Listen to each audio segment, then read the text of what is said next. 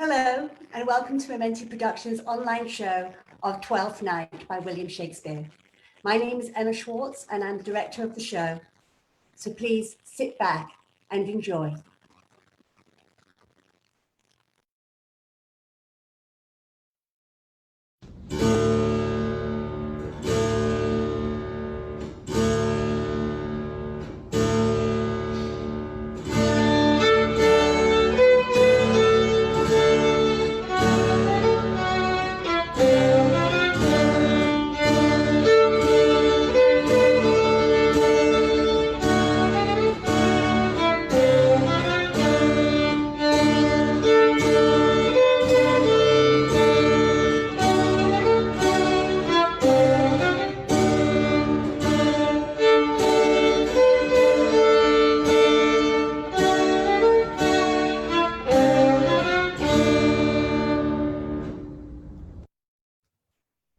Twelfth Night by William Shakespeare.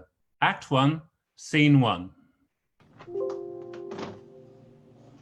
If music be the food of love, play on! Give me excess of it, that, surfeiting, the appetite may sicken and so die. Oh, that strain again, it had a dying fall. Oh, it came over my ears like the sweet sound that breathes upon a bag of violets, stealing and giving odor. No more. It's not so sweet now as it was before. O spirit of love, how quick and fresh art thou, that, notwithstanding thy capacity, receiveth as the sea, not enters there, of the Lydian pitch soever, but falls into abatement and low price, even in a minute, so full of shapes is fancy, that it alone is high fantastical. Will ye go hunt, my lord? What, Curio? The hart. Why, so I do.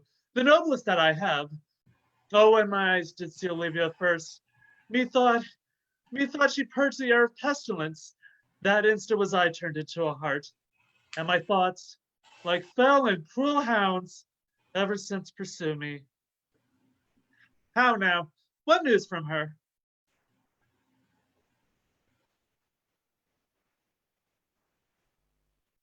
So please, my lord, I might not be admitted, but from her handmaid do return this answer. The element itself, till 7 years' heat, shall not behold her face at ample view, but like a cloakstress she will veiled walk, and water once a day her chamber round, with eye offending brine. All this to season a brother's dead love, which she would keep fresh and lasting in her sad remembrance. Oh, she that have a heart of that fine frame, to pay this debt of love but to a brother?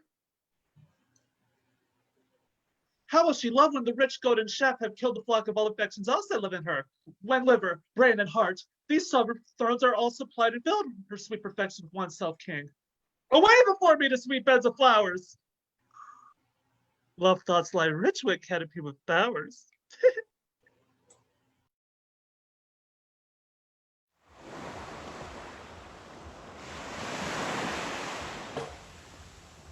Act 1, Scene 2.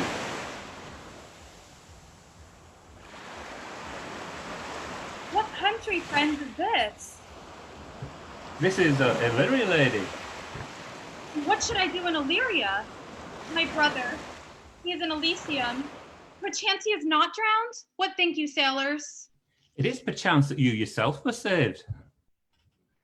Oh, my poor brother. And so perchance may he be.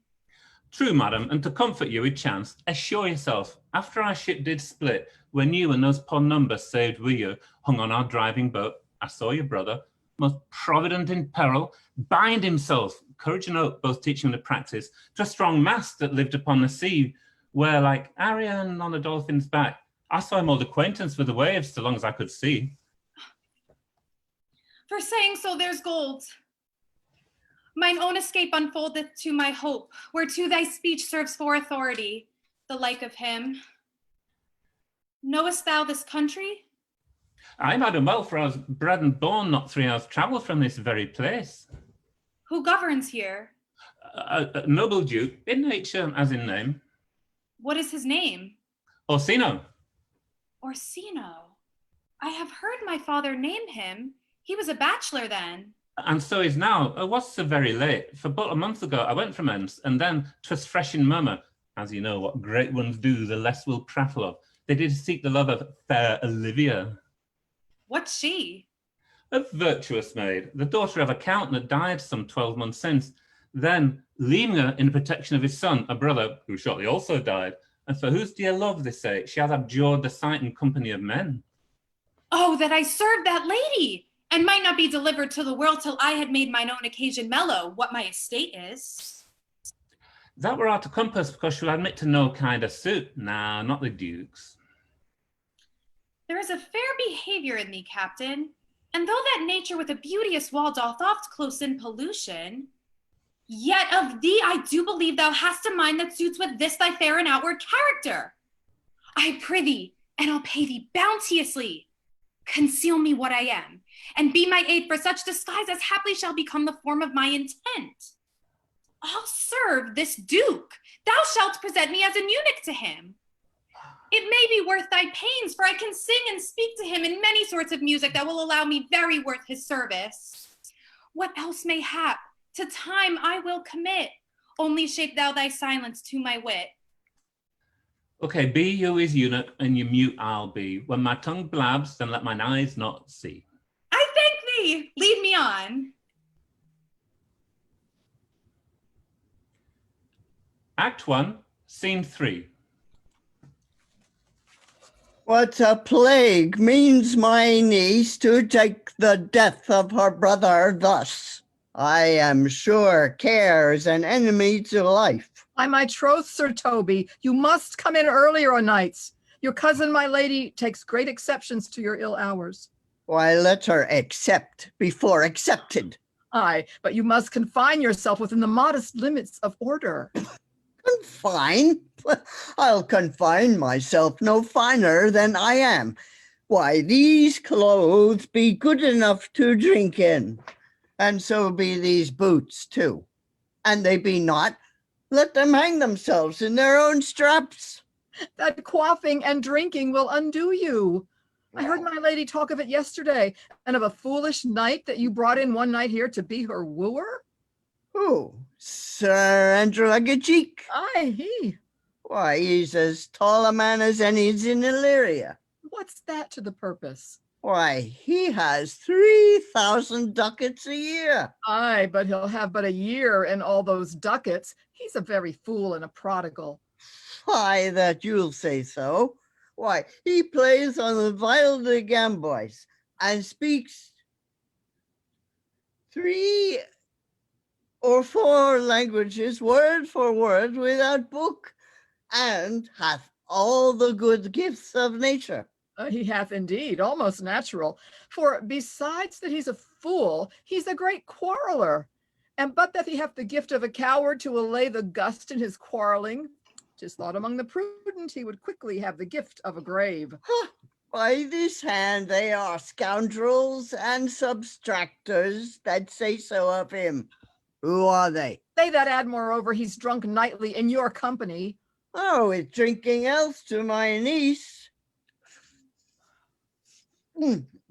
I'll drink to her as long as there is passage in my throat, and drink in Illyria. Why, he's a coward and a coistrel that will not drink to my niece till his brains turn o' the toe like a parish top. What wench? Castigliano vulgo, for here comes Sir Andrew Agaface. Sir Toby Belch! How now, Sir Toby Belch? Ah, sweet Sir Andrew. Oh, bless you, fair shrew. And you too, sir. Accost, Sir Andrew, accost. What's that? My niece's chambermaid. Good mistress, accost. I desire better acquaintance. My name is Mary, sir. Oh, Good mistress, Mary, accost. You mistake, knight. Accost is front her, board her, woo her, assail her. By my troth, I would not undertake her in this company. Is that the meaning of accost? Fare you well, gentlemen. Oh, and thou let part so, Sir Andrew, wouldst thou mightst never draw sword again. And you part so, mistress, I would I might never draw swords again. Fair lady, do you think you have fools in hand? Sir, I have not you by the hand. Marry, but you shall have. Here's my hand. Now, sir, thought is free. I pray you bring your hand to the buttery bar and let it drink. Wherefore, sweetheart? What's your metaphor? It's dry, sir. Why, I think so. I am not such an ass, but I can keep my hand dry. But what's your jest? A dry jest, sir. Are you full of them? I have them at my fingers' ends. Marry, now I let go your hand. I am barren. Oh, knight, thou lack'st a cup of canary. When did I see thee so put down? Never in your life, I think, unless you see canary put me down. Methinks sometimes I have no more wit than a Christian or an ordinary man has. But I am a great eater of beef, and I believe that does harm to my wit. Oh, no question. And I thought that I'd forswear it. I'll ride home tomorrow, Sir Toby. Pourquoi, my dear knight? What is pourquoi? Do or do not do? I would have bestowed that time in the tongues I have in fencing, dancing, and bear baiting. Oh, had I followed the arts. Oh, then hadst thou had an excellent head of hair. Why, would that have mended my hair? Past question, for thou seest 'twill not curl by nature. But it becomes me well enough, does it not? Oh, excellent. Yes. Excellent. It hangs like flax on a distaff, and I hope to see a housewife take thee between her legs and spin it off. Faith, I'll home tomorrow, Sir Toby. Your niece will not be seen, or if she be, it's 4-1 she'll none of me. The Count himself here hard by woos her. Oh, she'll none of the Count. She'll not match above her degree, neither in estate, years, nor wit. I have heard her swear it. Tut, there's life in it, man. I'll stay a month longer. I'm a fellow of the strangest mind of the world. I delight in masks and revels, sometimes all together. Ah, art thou good at these kickshosses, knight? As any man in Illyria, wheresoever he be, under the degree of my betters, and yet I will not compare with an old man. What is thy excellence in a galliard, knight?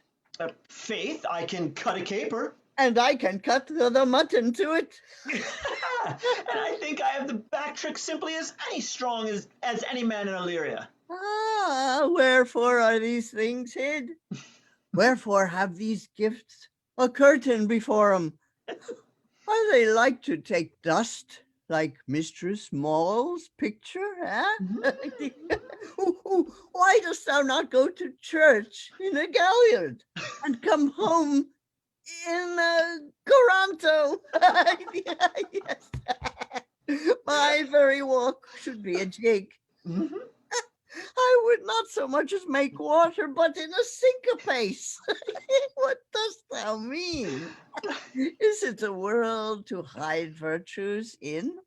Why, I did think by the excellent constitution of thy leg, it was formed under the star of a galliard. Aye, 'tis strong, and it doesn't different well in a dun-colored stock. Ah. Shall we set about some revels? Oh, what shall we do else? Were we not born under Taurus? Taurus? That's sides and heart. Oh, no, sir, it is legs and thighs. Come, let me see thee caper.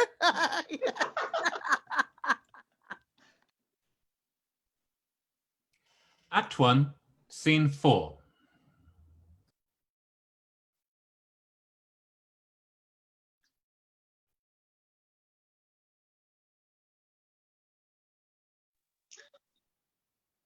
If the Duke continues these favors toward you, Cicero, you are like to be much advanced. He had known you but 3 days, and already you are no stranger. You either fear his humor or my negligence that you call in question the continuance of his love. Is he inconstant, sir, in his favors? No, believe me. I thank you. Here comes the Count. Who saw Cesario, ho? On your attendance, my lord, here.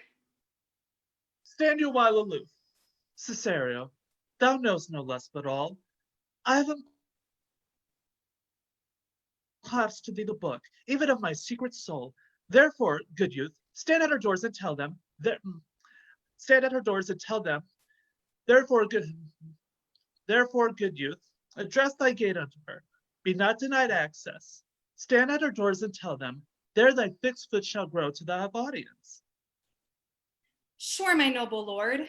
If she be so abandoned to her sorrow as it is spoke, she never will admit me. Be clamorous and leap all civil bounds, rather than make unprofited return. Say I do speak with her, my lord. What then? Oh, then unfold the passion of my love. Surprise her with discourse of my dear faith. It shall become thee well to act my woes.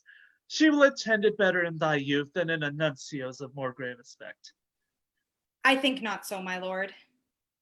Dear lad, believe it, for they shall yet belie thy happy years that say thou art a man. Dinah's lip is not more smooth than Rubius. Thy small pipe is as the maiden's organ, shrill and sound, and all is semblant of a woman's part. I know thy constellation is right apt for this affair. Some 4 or 5 attend him, all if you will, for I myself am best when least in company. Prosper well in this, and thou shalt live as freely as thy lord, to call his fortunes thine. I'll do my best to woo your lady. Yet a barful strife. Whoever I woo, myself would be his wife.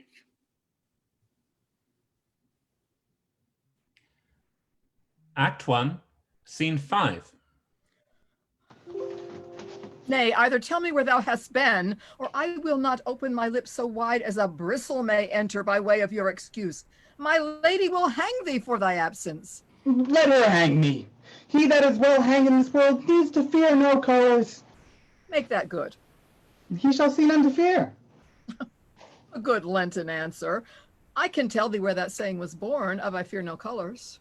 Where, good Mistress Mary? In the wars. And that may you be bold to say in your foolery. Well, God give them wisdom that have it, and those that are fools, let them use their talents. Yet you will be hanged for being so long absent, or to be turned away. Is not that as good as a hanging to you? Many a good hanging prevents a bad marriage. And for turning away, let summer bear it out. You are resolute then. No, not so neither. But I am resolved on 2 points. That if one break, the other will hold, or if both break, your gaskins fall? Apt in good faith. Very apt. Well, go thy way. If Sir Toby would leave drinking, thou wert as witty as any piece of the flesh in Illyria. Peace, you rogue. No more of that. Here comes my lady. Make your excuse wisely, you were best. Wit and be thy will, put me into good fooling. Those wits that think they have thee do very oft prove fools, and I am sure I lack thee may pass for a wise man. For what says Quinapolus? Better a witty fool than a foolish wit. God bless thee, lady. Take the fool away. Do you not hear, fellows? Take away the lady. Go to. You're a dry fool. I'll no more of you. Besides, you grow dishonest. 2 faults, Madonna, that drink and good counsel will amend. For give the dry fool drink, and then the fool is not dry. Bid the dishonest man mend himself. If he mend, he is no longer dishonest. If he cannot, let the botcher mend him. Anything that's mended is but patched. Virtue that transgresses is but patched with sin, and sin that amends is but patched with virtue. If that this simple syllogism will serve, so. If it will not, what remedy? As there is no true cuckold but calamity, so beauty the flower. The lady bid take away the fool. Therefore, I say again, take her away. Sir, I bade them take away you. Misprison in the highest degree. Lady, coculus non facit menacem. That's as much to say as I wear not mootly in my brain. Good Madonna, give me leave to prove you a fool. Can you do it? Dexterously, good Madonna. Make your proof. I must chastise you for it, Madonna. Good my mouse of virtue. Answer me. Well, sir, for want of other idleness, I'll bide your proof. Good Madonna, why mourn'st thou? Good fool, for my brother's death. I think his soul is in hell, Madonna. I know his soul is in heaven, fool. The more fool, Madonna, to mourn for your brother's soul, being in heaven. Take away the fool, gentlemen. What think you of this fool, Malvolio? Doth he not mend? Yes, and shall do till the pangs of death shake him. Infirmity that decays the wise doth ever make the better fool. God send you, sir, speedy infirmity, for the better increasing of your folly. Sir Toby will be sworn that I am no fox, but he will not pass his word for 2 pence that you are no fool. How say you to that, Malvolio? I marvel that your ladyship takes delight in such a barren rascal. I saw him put down the other day with an ordinary fool that has no more brain than a stone. Look you now, he's out of his guard already. Unless you laugh and minister occasion to him, he is gagged. I protest. I take these wise men that crow so at these set kind of rules, no better than fools, zanies. Oh, you are sick of self-love, Malvolio, and taste with a distempered appetite.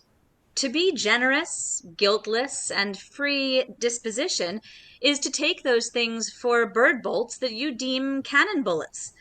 There is no slander in an allowed fool, though he do nothing but rail, nor no railing in a known discreet man, though he do nothing to reprove. Now, Mercury endue thee with leasing, for thou speakest well of fools. Madam, there is at the gate a young gentleman much desires to speak with you. From the Count Orsino, is it? I know not, madam. 'Tis a fair young man and well attended. Who of my people hold him in delay? Sir Toby, madam, your kinsman. Oh, fetch him off, I pray you. He speaks nothing but madman. Fie on him. Go you, Malvolio. If it be a suit from the Count, I am sick, or not at home. What you will to dismiss it. Now you see, sir, how your fooling grows old, and people dislike it. Thou hast spoke for us, Madonna, as if thy eldest son should be a fool, in whose skull Jove crowned with brains, for here he comes. One of thy kin has a most weak pia mater. By mine honor, half drunk. What is he at the gate, cousin? A gentleman. A gentleman? What gentleman? Well, 'tis a gentleman here. A plague on these pickle herring. Oh, how now, sopped? Good Sir Toby. Cousin, how have you come so early by this lethargy? Lechery? I defy lechery. Why, there's one at the gate. Mary, what is he? Let him be the devil any will, I care not. Give me faith, say I. Well, it's all one. Ugh. What's a drunken man like, fool? Like a drowned man, a fool, and a madman. One draught above heat makes him a fool. The second mads him. And the third drowns him! Go thou and seek the crowner and let him sit on my cuz, for he's in the 3rd degree of drink. He's drowned. Go look after him. He is but mad yet, Madonna. And the fool shall look to the madman. Madam, young fellow swears he will speak with you. I told him you were sick. He takes on him to understand so much and therefore comes to speak with you. I told him you were asleep. He seems to have foreknowledge of that too, and therefore comes to speak with you. What is to be said to him, my lady? He fortifies against any denial. Tell him he shall not speak with me. He has been told so, and he says he'll stand at your door like a show's post and be the supporter to a bench, but he'll speak with you. What kind of man is he? Why, of mankind. But what manner of man? A very ill manner. He'll speak with you, will you all know? Of what personage and years is he? Not yet old enough for a man, nor young enough for a boy, as a squash is before 'tis a pea's cod, or a codling when 'tis almost an apple. 'Tis with him in standing water between boy and man. He is very well favoured, and he speaks very shrewishly. One would think his mother's milk was scarce out of him. Let him approach. Call in my gentlewoman. Gentlewoman! My lady calls. Give me my veil. Come, let's throw it o'er my face. We'll once more hear Orsino's embassy. The honorable lady of the house? Which is she? Speak to me. I shall answer for her. Your will? Most radiant, exquisite, and unmatchable beauty. I pray you, tell me if this be the lady of the house, for I never saw her. I would be loath to cast away my speech, for, besides that it is excellently well penned, I have taken great pains to con it. Good beauties, let me sustain no scorn. I am very comfortable even to the least sinister usage. Whence you came, sir? I can say little more than I've studied, and that question's out of my part. Good gentle one, give me modest assurance, if you be the lady of the house, that I may proceed in my speech. Are you a comedian? No, my profound heart, and yet, by the very fangs of malice, I swear I am not that I play. Are you the lady of the house? If I do not usurp myself, I am. Most certain, if you are she, you do usurp yourself, for what is yours to bestow is not yours to reserve. But this is from my commission. I will on with my speech in your praise, and then show you the heart of my message. Come to what is important in it. I forgive you the praise. Alas, but I have taken great pains to study it, and 'tis poetical. It is the more like to be feigned. I pray you, keep it in. I heard you were saucy at my gates, and allowed your approach rather to wonder at you than to hear you. If you be not mad, be gone. If you have reason, be brief. 'Tis not that time of moon with me to make one in so skipping a dialogue. Will you hoist sail, sir? Here lies your way. No, good swabber, I am to hull here a little longer. Some mollification for your giant, sweet lady. Tell me your mind. I am a messenger. Sure you have some hideous matter to deliver when the courtesy of it is so fearful. Speak your office. It alone concerns your ear. I bring no overture of war, no taxation of homage. I hold the olive in my hand. My words are as full of peace as matter. Yet you began rudely. What are you? What would you? The rudeness that hath appeared in me have I learned from my entertainment. What I am and what I would are as secret as maidenhead. To your ears, divinity. To any others, profanation. Give us this place alone. We will hear this divinity. Now, sir, what is your text? Most sweet lady. A comfortable doctrine, and much may be said of it. Where lies your text? In Orsino's bosom. In his bosom. In what chapter of his bosom? To answer by the method, in the first of his heart. Oh, I have read it. It is heresy. Have you no more to say? Good, madam. Let me see your face. Have you any commission from your lord to negotiate with my face? You are now out of your text. But we will draw the curtain and show you the picture.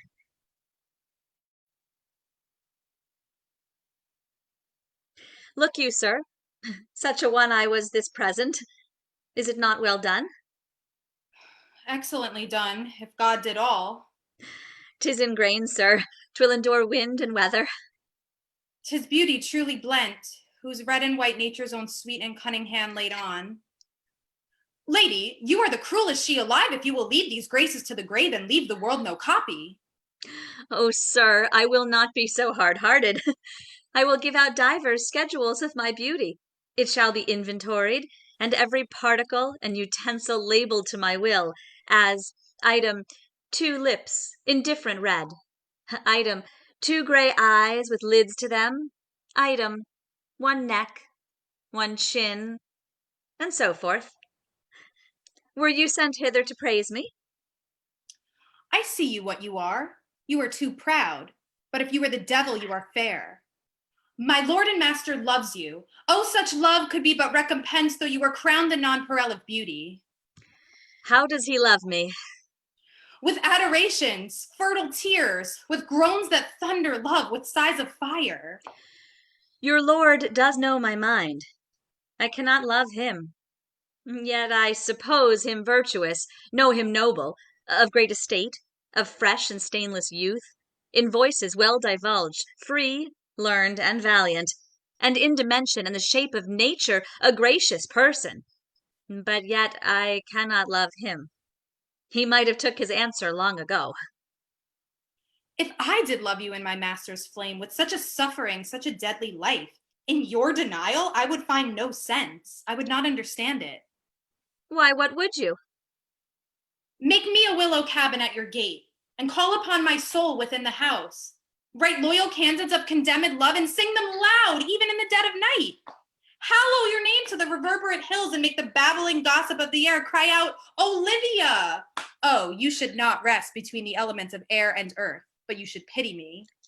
You might do much. What is your parentage? Above my fortunes, yet my state is well. I am a gentleman. Get you to your lord. I cannot love him.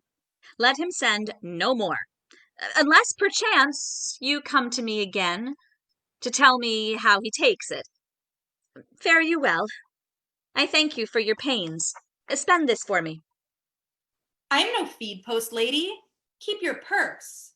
My master, not myself, lacks recompense. Love make his heart a flint that you shall love, and let your fervor, like my master's, be placed in contempt. Farewell, fair cruelty. What is your parentage? Above my fortunes, yet my state is well. I am a gentleman. Oh, I'll be sworn thou art. Thy tongue, thy face, thy limbs, actions, and spirit do give thee fivefold blazon. Not too fast. Soft, soft. Unless the master were the man. How now? Even so quickly may one catch the plague. Methinks I feel this youth's perfections with an invisible and subtle stealth to creep in at mine eyes. Well, let it be. What ho, Malvolio? Here, madam, at your service. Run after that same peevish messenger, the county's man. He left this ring behind him, would I or not. Tell him I'll none of it. Desire him not to flatter with his lord, nor hold him up with hopes. I am not for him. If that the youth will come this way tomorrow, I'll give him reasons for it. Hie thee, Malvolio. Madam, I will. I do I know not what, and fear to find mine eye too great a flatterer for my mind. Fate, show thy force. Ourselves we do not owe. What is decreed must be, and be this so.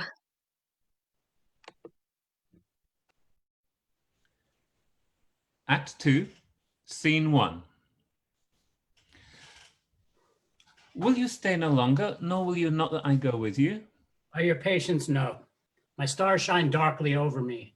The malignancy of my fate might perhaps distemper yours. Therefore I shall crave of you your leave, that I may bear my evils alone. It were a bad recompense for your love to lay any of them on you. Let me know if whither you are bound. No sooth, sir. My determinate voyage is mere extravagancy. But I perceive in you so excellent a touch of modesty that you will not extort from me what I am willing to keep in. Therefore it charges me in manners the rather to express myself. You must know of me then, Antonio. My name is Sebastian, which I called Rodrigo. My father was that Sebastian of Messaline, whom I know you have heard of. He left behind him myself and a sister, both born in an hour. If the heavens had been pleased, would we had so ended. But you, sir, altered that. For some hour before you took me from the breach of the sea was my sister drowned. Oh, alas, today. The lady, sir, though it was said she much resembled me, was yet of many accounted beautiful. But though I could not with such estimable wonder overfar believe that, yet thus far I will boldly publish her. She bore a mind that envy could not but call fair. She is drowned already, sir, with salt water, but I seem to drown her remembrance again with more. Pardon me, sir, you're bad entertainment. Oh, good Antonio, forgive me your trouble. If you will not murder me for my love, let me be your servant. If you will not undo what you have done, that is, kill him whom you have recovered, desire it not. Fare you well at once. My bosom is full of kindness, and I am yet so near the manners of my mother that upon the least occasion more, mine eyes will tell tales of me. I am bound to the Count of Chino's court. Farewell. The gentleness of the gods go with thee. I have many enemies in Orsino's court, else I would very shortly see thee there. But come what may, I do adore thee so. That danger shall seem sport, and I will go.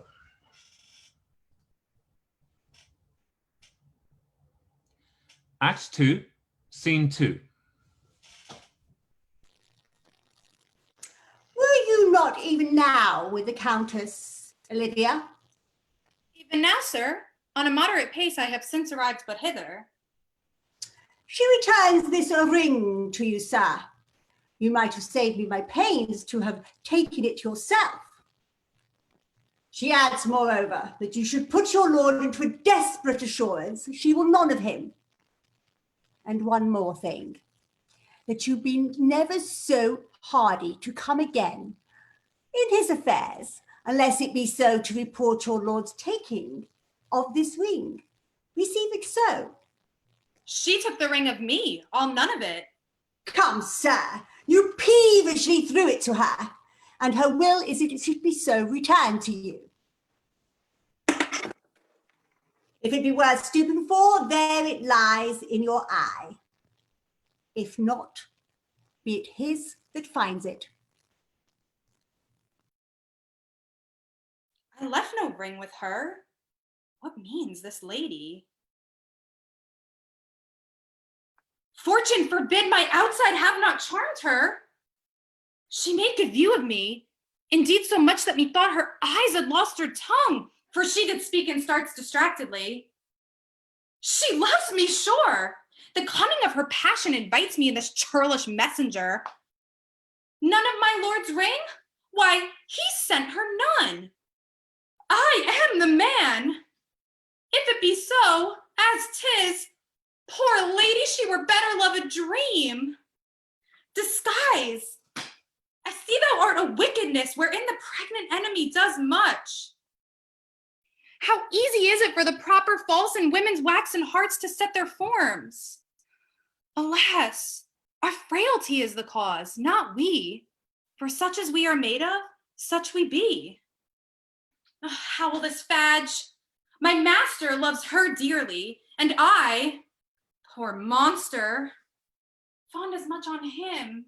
And she, mistaken, seems to dote on me. What will become of this? As I am man, my state is desperate for my master's love.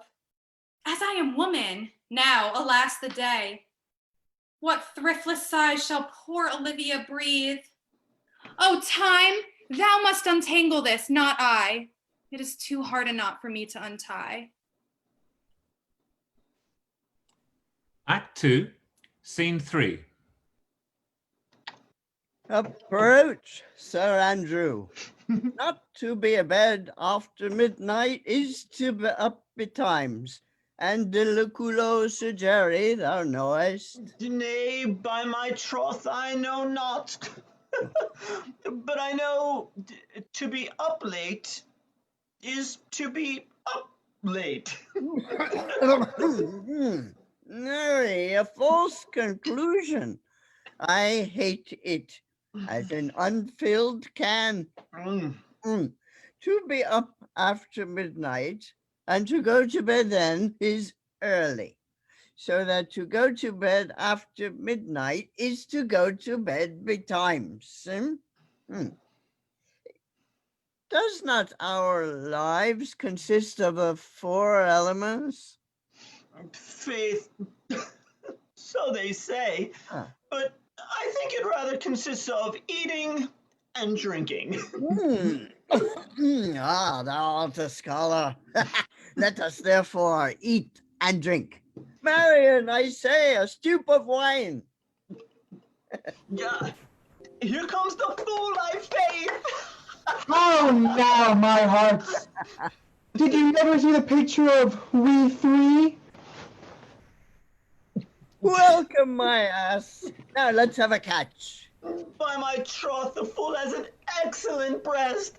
I had rather than 40 shillings I had such a leg, and so sweet a breath to sing as the fool has.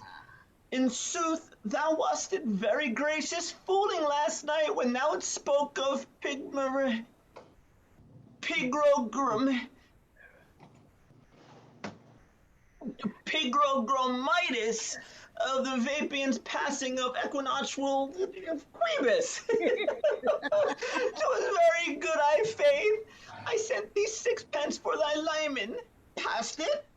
I did impeticos thy gratility, for Malvolia's nose is no lip song. My lady has a white hand, and the myrmidons are no buttermilk houses. Excellent! Why, this is the best fooling when all is done.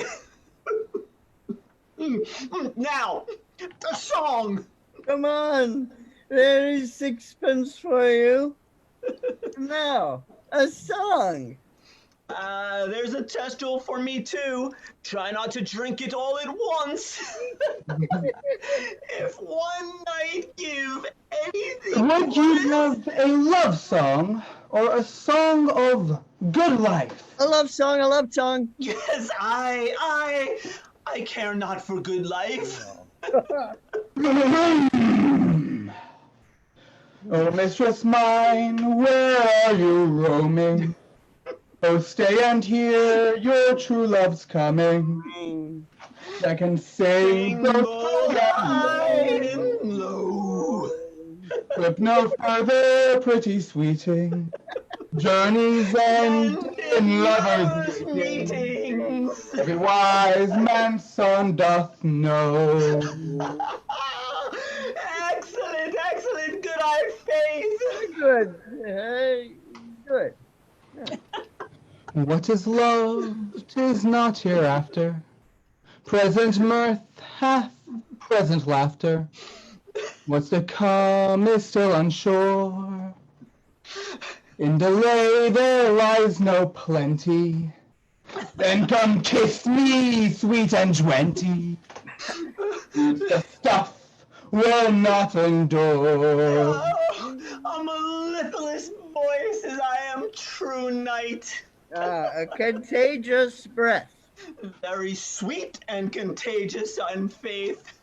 You hear by the nose, it is dulcet in contagion. But shall we make the welkin dance indeed? Shall we rouse the night owl in a catch that will draw 3 souls out of 1 weaver? Shall we do that? And you love me? Let's do it! I'm a dog at a catch. By Our Lady, sir, and some dogs will catch well. Most certain. Let our catch be thou knave. Hold thy peace, thou knave, knight. I shall be constrained to call thee knave, knight. 'Tis not the first time I have constrained one to call me knave. Begin, fool, it begins. Hold thy peace. I shall never begin if I hold my peace.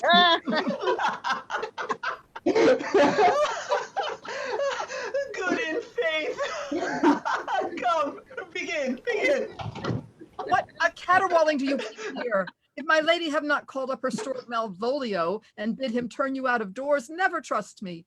My ladies are Catayan, we are politicians, Malvolio's a Pega Ramsey, and 3 merry men be we. I'm not by consanguineous, am I not of her blood? Tilly Valley, lady, there dwelt a man in Babylon, lady.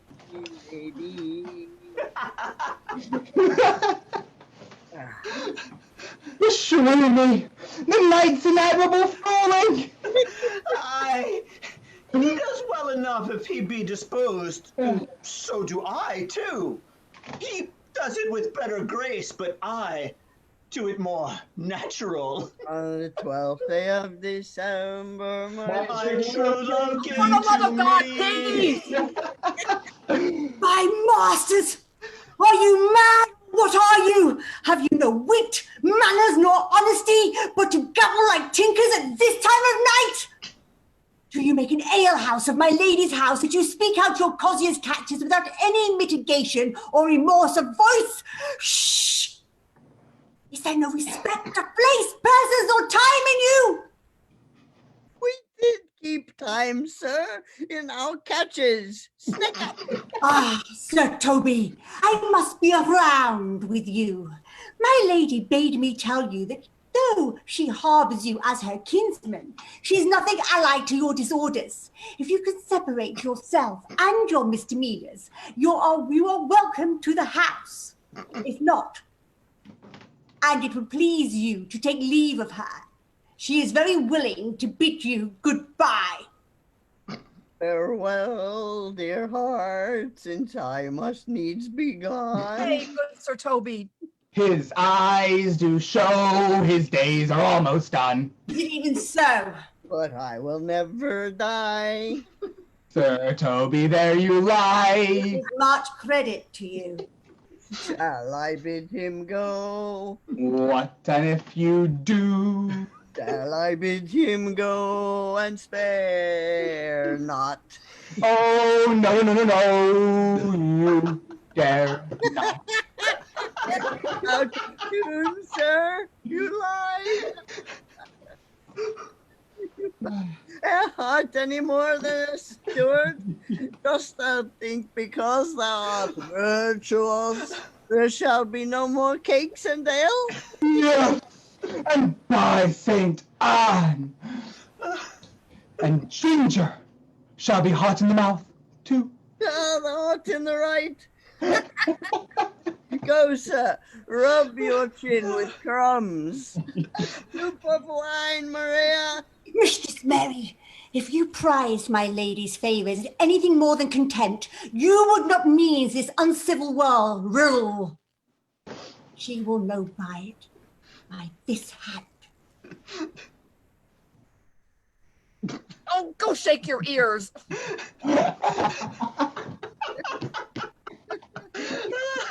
Twere as good a deed as to drink when a man's a-hungry, to challenge him the field, and then to break promise with him and make a fool of him.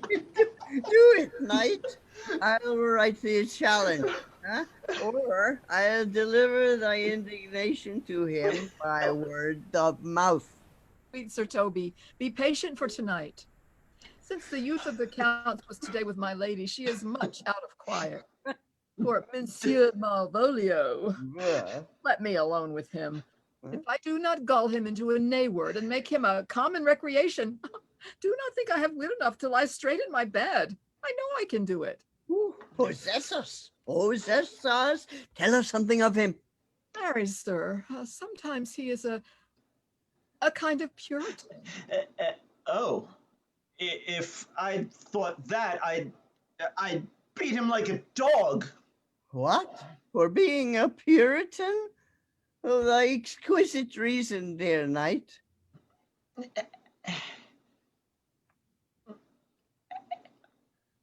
I have no exquisite reason for it, but I have reason good enough.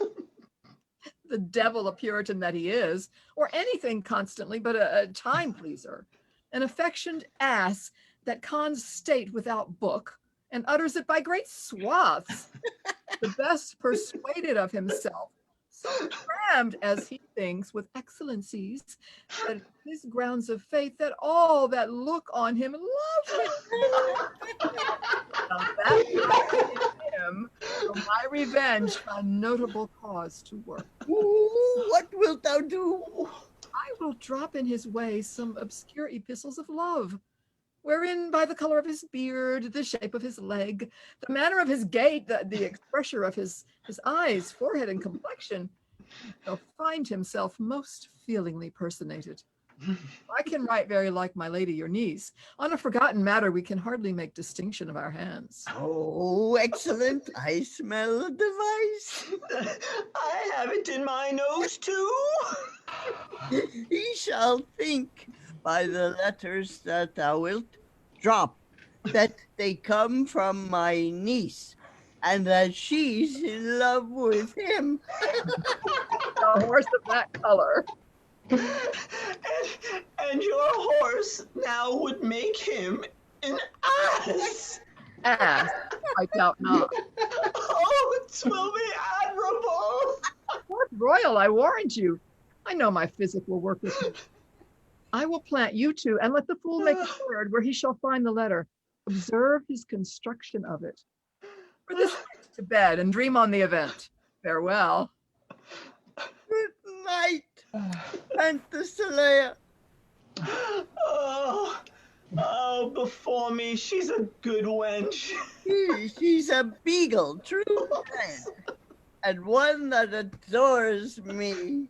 Ah, what is that? I was adored once, too.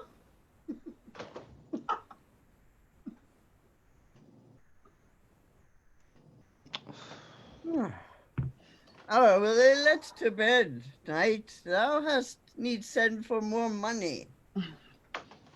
If I cannot recover your niece, I am a foul way out. Oh, send for money, knight. If thou hast her not in the end, call me cut.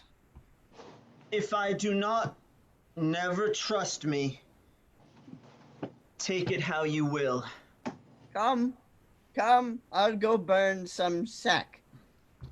'Tis too late to go to bed now. Come, knight, come. Knight.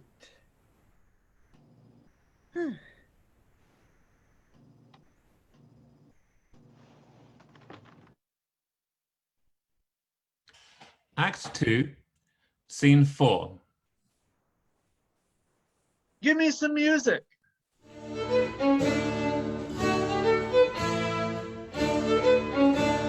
Now, good morrow, friends.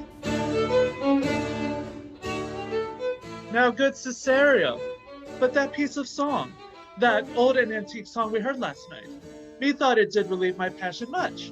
more than light airs and recollected terms of these most brisk and giddy pace at times. Come, but one verse. He is not here, so pleased, your lordship that should sing it. Who was it? Festi the jester, my lord, a fool that the Lady Olivia's father took much delight in. He is about the house. Seek him out, and play the tune the while. Come hither, boy. If ever thou shalt love, in the sweet pangs of it remember me. For such as I am, all true lovers are, unstained and skittish in all motions else, save in the constant image of the creature that is beloved. How dost thou like this tune? It gives a very echo to the seat where love is thrown. Thou dost speak masterly, my life upon it, young though thou art. Thine eye have stayed upon some favourite that it loves. Hath it not, boy? A little, by your favor. What kind of woman is it? Of your complexion. She is not worth thee, then. What years in faith? About your years, my lord. Too old by heaven. When still the woman taken older than herself? So wears she to him, so sways she level in her husband's heart. For boy, however we do praise ourselves, our fancies are more giddy and unfirm, more longing, wavering, sooner lost and worn than women's are. I think it well, my lord. Then let thy love be younger than thyself, or thy affection cannot hold the bent. For women are as roses, whose fair flower, being once displayed, doth fall that very hour. And so they are. Alas, that they are so. To die, even when they to perfection grow. Oh, fellow, come! The song we had last night. Mark it, Cesario, it is old and plain. The spincers and the knitters in the sun, and the freemaids that weave their thread with bones, do used to chant it. It is silly sooth, and dallies with the innocence of love, like the old age. Are you ready, sir? Aye, prithee, sing. Come away, death, and inside Cyprus let me be laid. Fly away, breath, I am slain by a fair cruel maid. My shroud of white stuck all with you, oh, prepare it. My part of death no one so true did share it. Not a flower sweet on my black coffin let there be strewn. Not a friend greet my poor corpse where my bones shall be thrown. 1,000 sighs to save, lay me aware. Sad true lover, never find my grave to weep there. There's for thy pains. No pain, sir. I take pleasure in singing, sir. I'll pay thy pleasure then. Truly, sir, and pleasure will be paid. One time or another. Give me now leave to leave thee. Now the melancholy God protect thee, and the tailor make thy doublet of changeable taffeta, for thy mind is very opal. I would have men of such constancy put to sea, that their business might be everything, and their intent everywhere. For that always makes a good voyage of nothing. Farewell. Let all the rest give place. Once more, Cesario, get thee yon to same sovereign cruelty. Tell her, my love, more noble than the world, prizes not quantity of dirty lands, the parts that fortune have bestowed upon her. Tell her, I hold as giddily as fortune, but 'tis that miracle of Queen of Gems that nature pranks her in, cracks my soul. But if she cannot love you, sir. I cannot be so answered. Sooth, but you must. Say that some woman, as perhaps there is, hath for your love as great a pang of heart as you have for Olivia. You cannot love her. You tell her so. Must she not then be answered? There is no woman's sides can beat the beating of so strong a passion as love doth give my heart. No woman's heart, so big to hold so much, they lack retention. Alas, their love may be called appetite, no motion of the liver but the palate, that suffers surfeit, cloyment, and revolt. But mine is all as hungry as the sea, and can digest as much. Make no compare between that a woman can make no compare between that love a woman can bear me, and that I owe Olivia. But I know What dost thou know? too well what love women to men may owe. In faith, they are as true of heart as we. My father had a daughter, loved a man, as it might be, perhaps, were I a woman, I should your lordship. And what's her history? A blank, my lord. She never told her love, but like concealment, like a worm in the bud, feed on her damask cheek. She pined in thought, and with a green and yellow melancholy, she sat like patience on a monument, smiling at grief. Was this not love indeed? We men may say more, swear more, but indeed our shows are more than will. For still we prove much in our vows, but little in our love. But died thy sister of her love, my boy? I am all the daughters of my father's house. And all of the brothers too. And yet I know not. Sir, shall I to this lady? Aye, that's the theme. To her in haste, give her this jewel. Say, my love can give no place. By no deny. Act 2, Scene 5. Come thy ways, Signor Fabian. Nay, I'll come. If I lose a scruple of this sport, let me be boiled to death with melancholy. Wouldst thou not be glad to have the niggardly, rascally sheep-biter come by some notable shame? I would exalt, man. You know, he brought me in to out of favor with my lady. About some bear baiting here. To anger him, we'll have the bear again, and we will fool him black and blue. Shall we not, Sir Andrew? And we do not. It's a pity of our lives. Ah, here comes the little villain. How now, my metal of India? Let you all three into the box tree. Malvolio's coming down this walk. He has been yonder in the sun, practicing behavior to his own shadow this half hour. Observe him for the love of mockery. For I know this letter will make a contemplative idiot of him. Close in the name of jesting.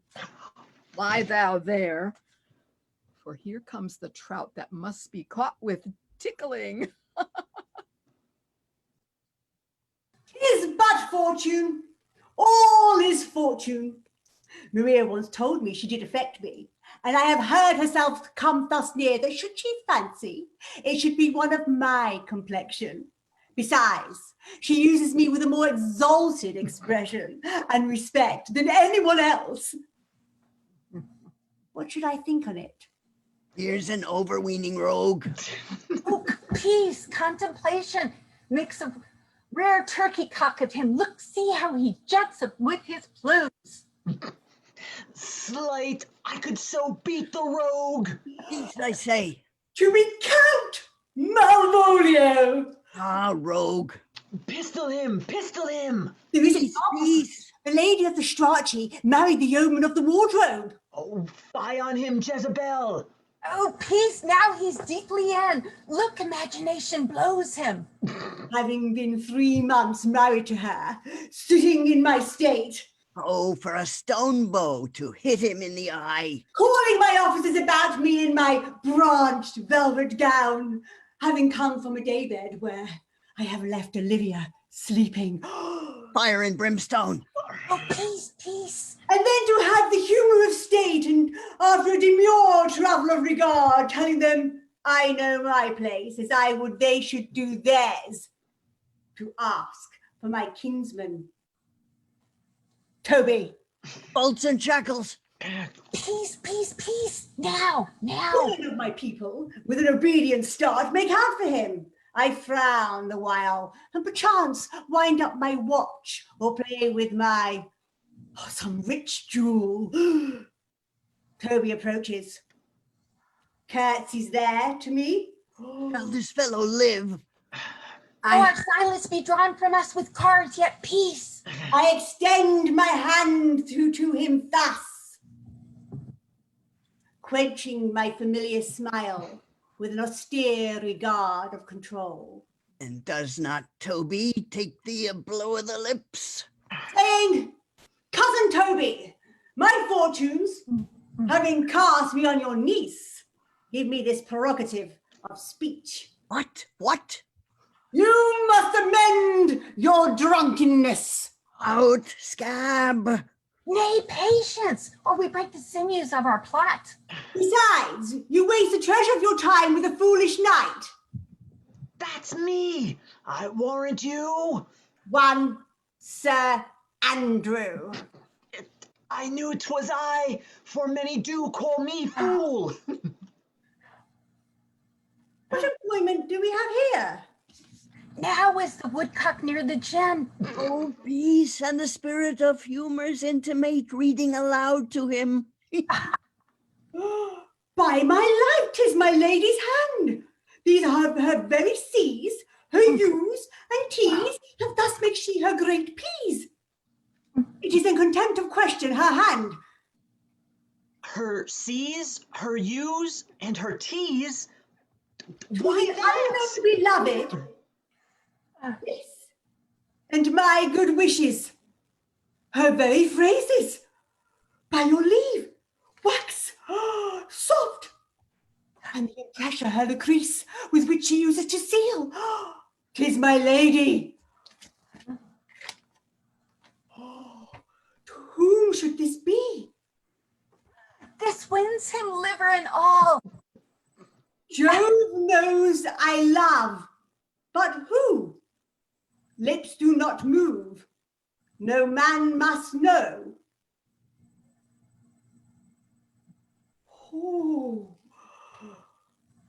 I may command where I adore, but silence, like a creased knife, with bloodless stroke my heart doth gore. M-O-A-I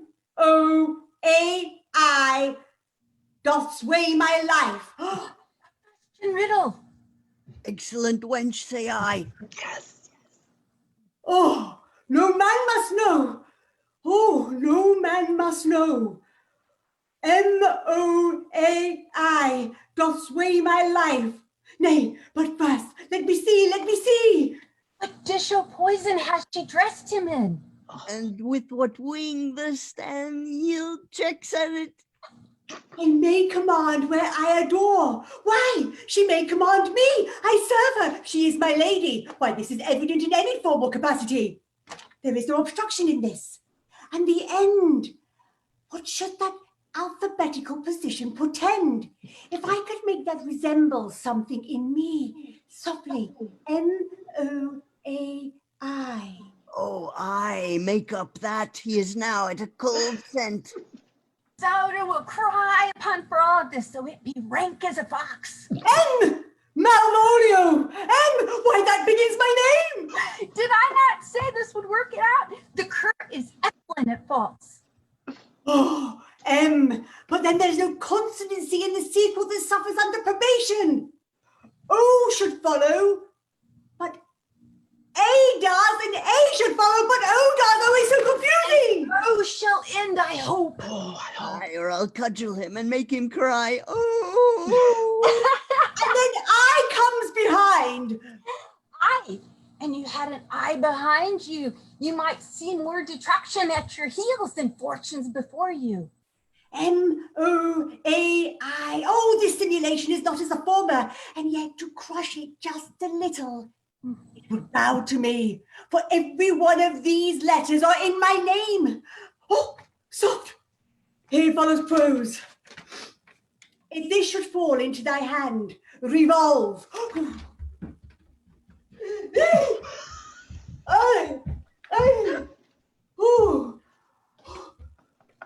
In thy stars, I am above thee. Oh.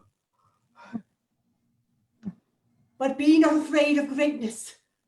Some are born great, some achieve greatness, and some have greatness thrust upon them. Thy fates open their hand. Let thy blood and spirit embrace them, and to inure thyself to what thou art like to be, cast thy humble self, and slough, and appear fresh. Be opposite with a kinsman, surly with servants. Let thy tongue-tang arguments of state put thyself into the trick of singularity.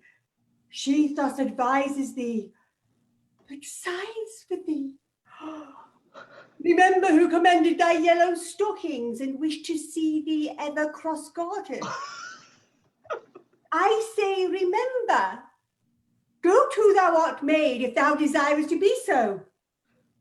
If not, let me see thee a steward still, the fellow of servants, and not worthy to touch fortune's fingers. Farewell, she that would alter services with thee, the unfortunate, unhappy. Oh, daylight and champagne discovers not more. This is open. I will be proud. I will read politic authors. I will baffle Sir Toby. I will wash off gross acquaintance. I will point devise the very man. I do not now fool myself.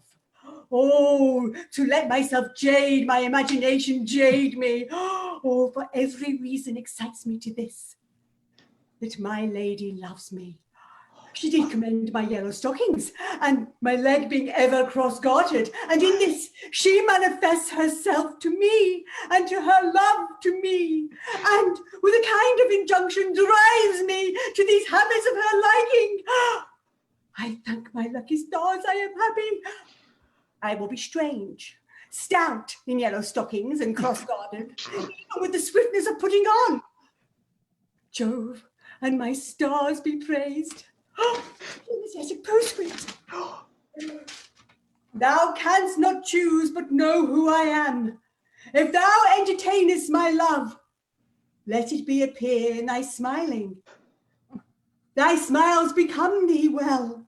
Therefore, in my presence still smile.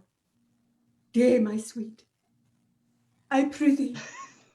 Oh, Joe, I thank thee. I will smile. I will smile. I will do everything that thou wilt have me. In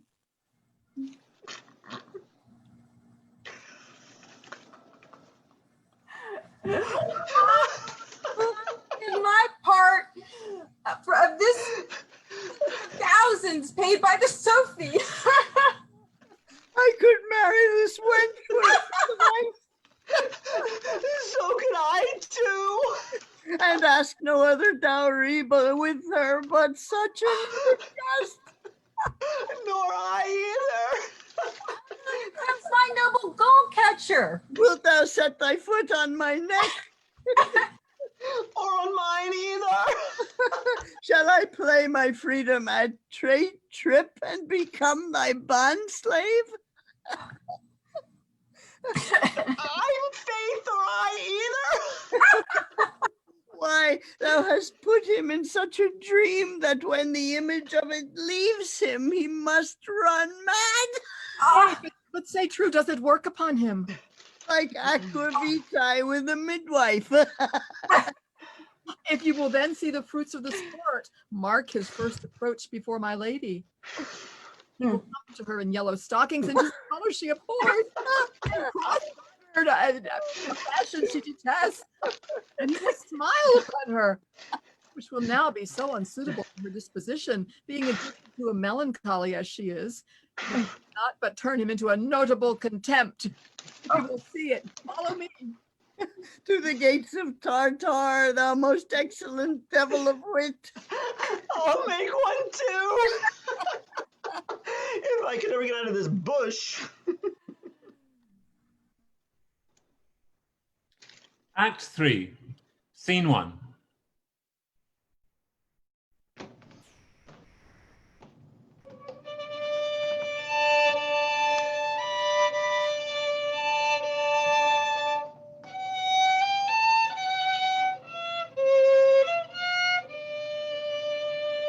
save thee, friend, and thy music. Dost thou live by the tabor? No, sir. I live by the church. Art thou a churchman? Not such matter, sir. I do live by the church, for I do live at my house, and my house doth stand by the church. So thou mayst say, the king lies by a beggar if a beggar dwell near him, or the church stands by thy tabor if thy tabor stand by the church. You have said, sir, to see this age, a sentence is but a cheval glove to a good wit. How quickly the wrong side may be turned outward. Nay, that's certain. They that dally nicely with words may quickly make them wanton. I would, therefore, my sister had no name, sir. Why, man? Why, sir, her name's a word, and to dally with that word might make my sister wanton. But indeed, words are very rascals, since bonds disgraced them. Thy reason, man?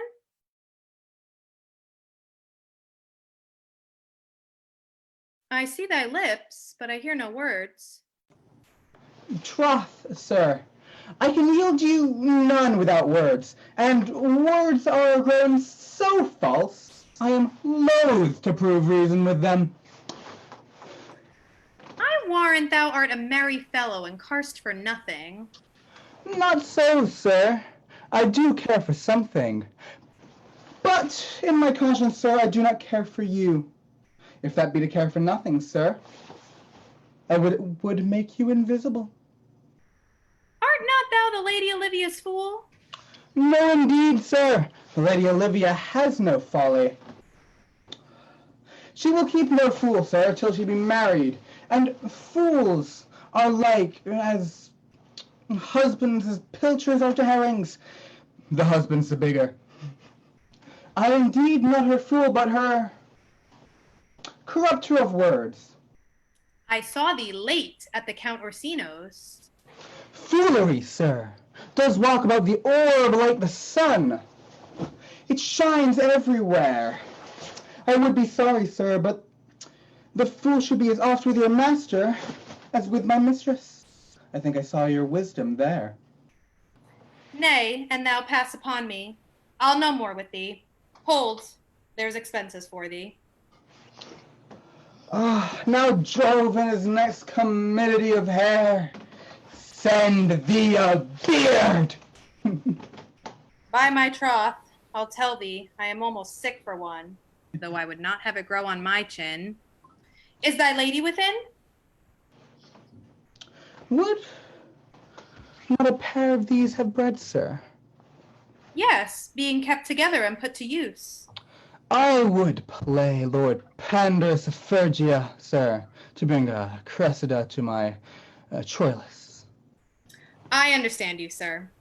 'Tis well begged. The matter, I hope, is not great, sir, begging but a beggar. Cressida was a beggar. My lady is within, sir. I will consider to them whence you come, who you are, and what you would are out of my welkin. I might say, element. But the word is overworn. This fellow is wise enough to play the fool, and to do that well craves a kind of wit. He must observe their mood on whom he jests, the quality of persons, and the time, and, like the haggard, check at every feather that comes before his eye. This is a practice as full of labor as a wise man's art, for folly that he wisely shows is fit, but wise men folly fallen quite taint their wit. God save you, gentlemen. And you, sir? Dieu vous garde, monsieur. Et vous aussi, votre serviteur. I hope, sir, you are, and I am yours. Will you encounter the house? My niece is desirous you should enter, if your trade be to her. I am bound to your niece, sir. I mean, she is the list of my voyage. Taste your legs, sir. Put them to motion. My legs do better understand me, sir, than I understand what you mean by bidding me taste my legs. I mean to go, sir, to enter. I will answer you with gate and entrance, but we are prevented. Most excellent, accomplished lady, the heavens rain odors on you. That youth's a rare courtier, rain odors well. My matter hath no voice, lady, but to your own most pregnant and vouchsafed ear. Odors? Pregnant? And vouchsafed? I'll get 'em all three already. Let the garden door be shut, and leave me to my hearing. Give me your hand, sir. My duty, madam, and most humble service. What is your name? Cesario is your servant's name, fair princess. Oh, my servant, sir. 'Twas never merry world since lowly feigning was called compliment. Your servant to the Count Orsino, youth. And he is yours, and his must needs be yours. Your servant's servant is your servant, madam. For him I think not on him. For his thoughts, would they were blanks rather than filled with me. Madam, I have come to whet your gentle thoughts on his behalf. Oh, by your leave, I pray you, I bade you never speak of him again. But would you undertake another suit? I had rather hear you solicit that than music from the spears. Dear lady. Give me leave, beseech you. I did send, after the last enchantment you did here, a ring in chase of you. So did I abuse myself, my servant, and I fear me, you. Under your hard construction must I sit, to force that on you in a shameful cunning which you knew none of yours. What might you think? Have you not set mine honor at the stake, and baited it with all the unmuzzled thoughts the tyrannous heart can think? To one of your receiving, enough is shown. A cypress, not a bosom, hides my heart. So let me hear you speak. I pity you. That's a degree to love. No, not a grise, for 'tis a vulgar proof that very oft we pity enemies. Why then, methinks it's time to smile again. O world, how apt the poor are to be proud. If one should be a prey, how much the better to fall before the lion than the wolf.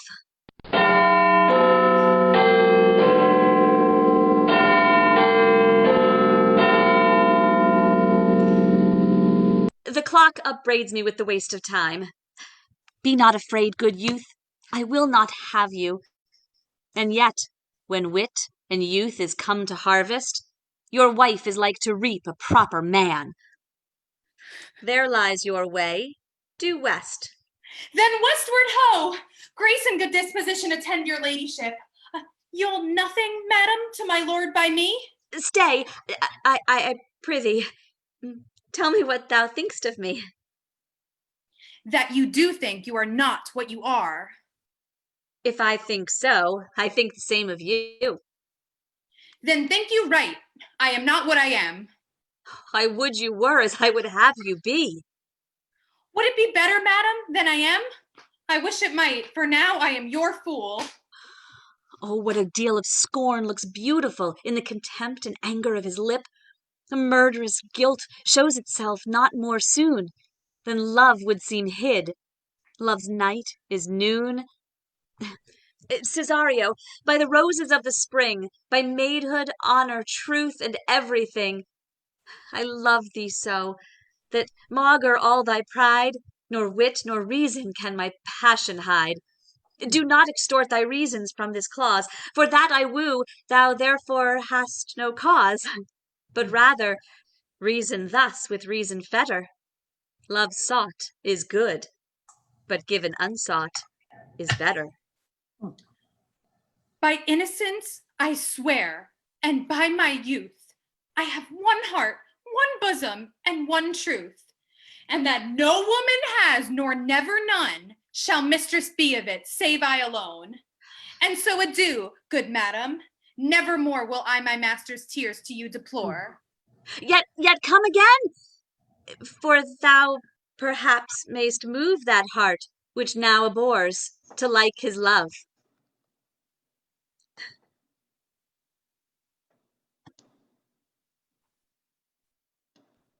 Act 3, Scene 2. No, Faith, I'll not stay a jot longer. Why, thy reason, dear Venom, give thy reason. You must needs yield your reason, Sir Andrew. Mary, I saw your niece do more favors to the Count's servingmen than she has ever bestowed upon me. I saw it in the orchard. Did she see thee the while, old boy? Tell me that. As plain as I see you now. This was a great argument of love in her towards you. Slight?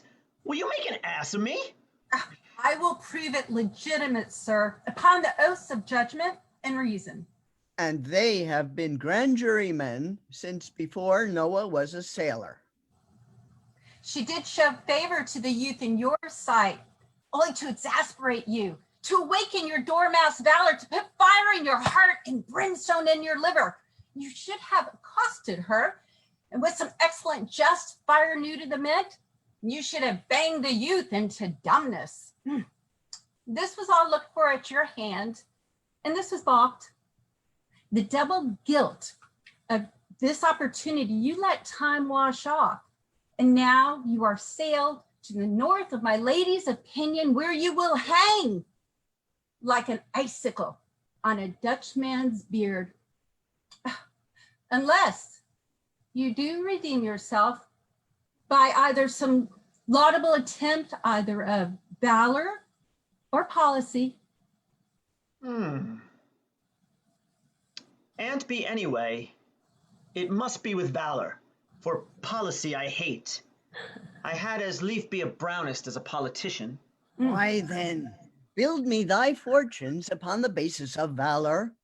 Challenge me, the Count's youth, to fight with him, hurt him in 11 places. My niece shall take note of it, and assure thyself there is no love broker in the world can more prevail in man's commendation with woman than report of valor. There is no way but this, Sir Andrew. Will either of you bear me a challenge to him? Go, write it in a martial hand. Be cursed and brief. It is no matter how witty, so it be eloquent and full of invention. Taunt him with a license of ink. If thouest him some thrice, it shall not be amiss. And as many lies as will lie in thy sheet of paper, although the sheet were big enough for the bed of ware in England, set 'em down. Go about it. Let there be gall enough in thy ink, though thou write with a goose pen, no matter. About it. Where shall I find you? We'll call thee at the cubicolo. We'll go. This is a dear mannequin to you, Sir Toby. I have been dear to him, lad, some 2,000 strong or so. We shall have a rare letter from him, but you'll not deliver it? Never trust me then. Oh, and by all means, stir on the youth to an answer. I think oxen and wain ropes cannot held them together. Poor Andrew, if he were opened, and find so much blood in his liver as will clog the foot of a flea, I'll eat the rest of the anatomy. And his opposite, the youth, bears in his visage no great presage of cruelty. Look where the youngest wren of mine comes. If you desire the spleen and will laugh yourselves into stitches, follow me. Yond Gull Malvolio is turned heathen, a very renegado.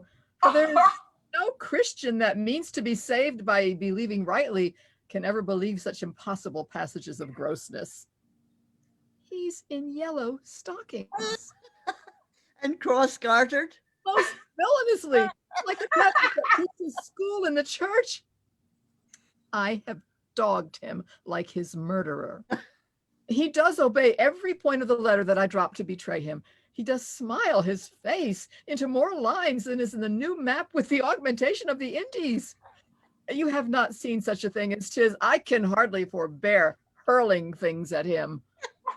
I know my lady will strike him. If she do, he'll smile and take it for a great favor. Bring us where he is.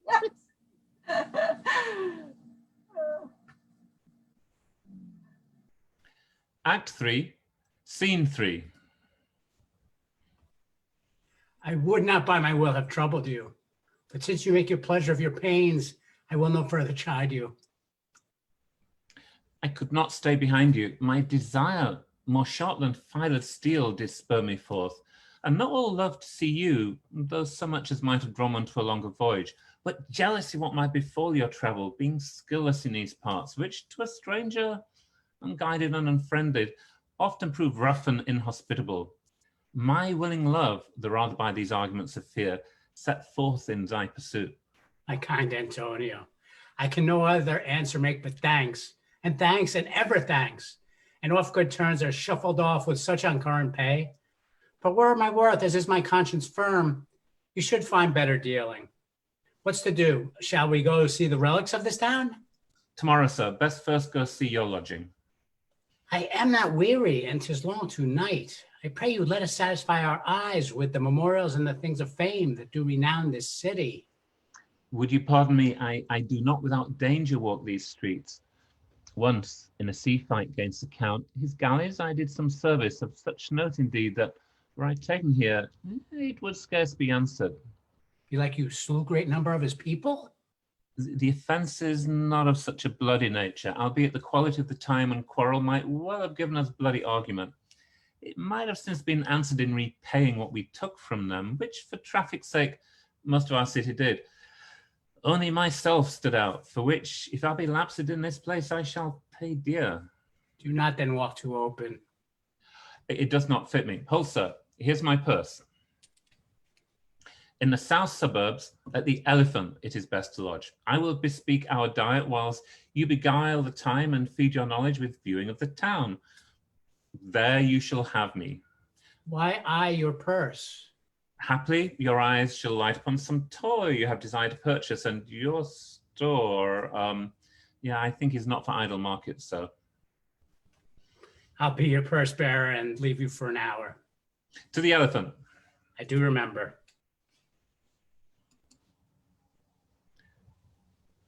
Act 3, Scene 4.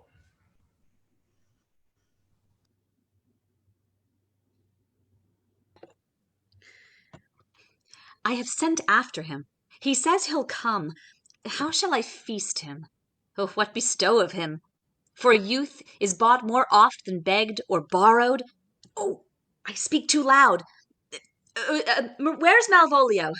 He is sad and civil and suits well for a servant with my fortunes. Where is Malvolio? He's coming, madam, but in a very strange manner. He is sure possessed, madam. What's the matter? Does he rave? No, madam, he does nothing but smile. Your ladyship were best to have some guard about you if he come, for sure the man is tainted in his wits. Go call him hither. I am as mad as he, if sad and merry madness equal be. How now, Malvolio? Sweet lady! Ho, ho! Smilest thou? I sent for thee upon a sad occasion. Sad lady? I could be sad. This does make some obstruction in the blood, this cross-gartering. But what of that? If it please the eye of one, it is with me, as with the very true soul it is. Please one, and please all. Why, how dost thou, man? What is the matter with thee? Not black in my mind, though yellow in my legs.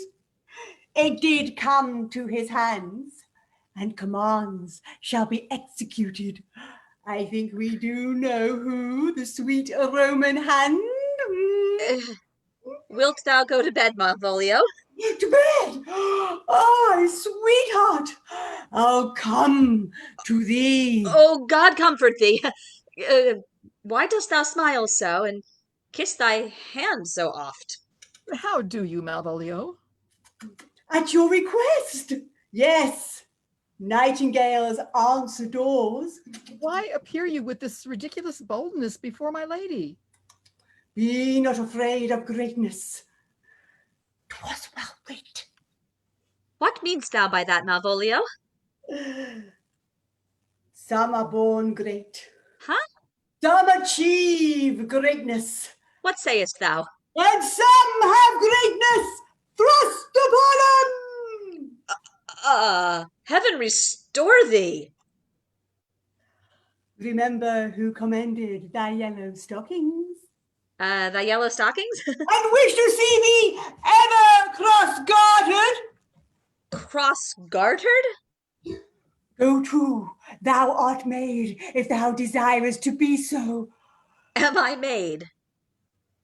If not, let me see thee a servant still. Why, this is very midsummer madness. Madam, the young gentleman of the Count Orsino's is returned. I could hardly entreat him back. He attends your ladyship's pleasure. I'll come to him. Good Maria, let this fellow be looked to.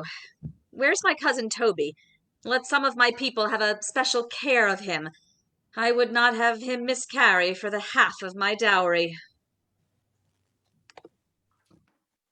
Oh, do you come near me now? No worse man than Sir Toby to look to me. This concurs directly with the letter. She sends him on purpose that I may appear stubborn to him, for she incites me to that in the letter. Cast thy humble slough, says she. Be opposite with a kinsman, surly with servants. Let thy tongue tang with arguments of state. Put thyself into the trick of singularity, and consequently sets down the manner how, as a sad face, a reverent carriage, a slow tongue, in the habit of some Sir Note and so forth. I have limed her. But it's Jove's doing, and Jove make me thankful. And when she went away just now, let this fellow be looked to. Not Malvolio, fellow, not Malvolio, nor after my degree, but fellow. Why, everything adheres together that no dram of the scruple, no scruple of the scruple, no obstacle, no incredulous unsafe circumstance. What can be said? Nothing can be done and can come between me and the full prospect of my hopes. Well, Jove, not I is the doer of this, and he is to be thanked. Oh. Which way is he in the name of sanctity? If all the devils of hell be drawn in little, and Legion himself possessed him, yet I'll speak to him. Here he is! Here he is! How is it with you, man? How is it with you, sir? Go off! I discard you! Let me enjoy my private. Go off! Lo, how hollow the fiend speaks within him. Did I not tell you? Sir Toby, my lady, prays you to have a care of him. Uh-huh. Does she so? Oh, go to, go to. Oh, peace, peace. We must deal gently with him. Let me alone. How do you, Malvolio? How is it with you? What, man? Defy the devil. Consider he's an enemy to mankind. Do you know what you say, sir? And you speak ill of the devil, how he takes it at heart. Pray God he be not bewitched. There is water to the wise woman. Marry, and it shall be done tomorrow morning, if I live. My lady would not lose him for more than I'll say. How now, mistress? Lord. Prithee, hold thy peace. This is not the way. Do you not see you move him? Let me alone with him. No way, but gentleness, gently, gently. The fiend is rough, but will not be roughly used. Why, how now, my bawcock? How dost thou, Chuck? Sir, Oh, aye, Biddy, come with me. What man, 'tis not for gravity to play at cherry pit with Satan? Hang him, foul collier. Get him to say his prayers, good Sir Toby. Get him to pray. my prayers, minx. No, I warrant you, he will not hear of godliness. Go hang yourselves, all of you, you idle, shallow things. I am not of your element. You shall no more hereafter. Possible? This were played upon a stage now, I could condemn it as improbable fiction. His very genius hath taken the infection of the device, man. Nay, pursue him now, lest the device take air and taint. Why, we shall make him mad indeed. The house will be the quieter. Come, we'll have him in a dark room and bound. Well, my niece is already in the belief that he's mad. We may carry it thus for our pleasure and his penance till our very pastime, tired out of breath, prompt us to have mercy on him, at which time we will bring the device to the bar and crown thee for a finder of madmen. Ooh, but see. More matter for May morning. Here's the challenge. Read it.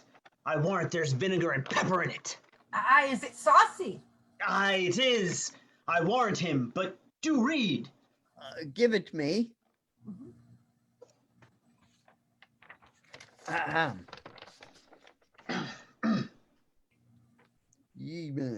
Youth, whatsoever thou art but a scurvy fellow. Good and valiant. Wonder not, nor admire not in thy mind why I do call thee so, for I will show no reason for it. A good note and keeps you from the blow of the law.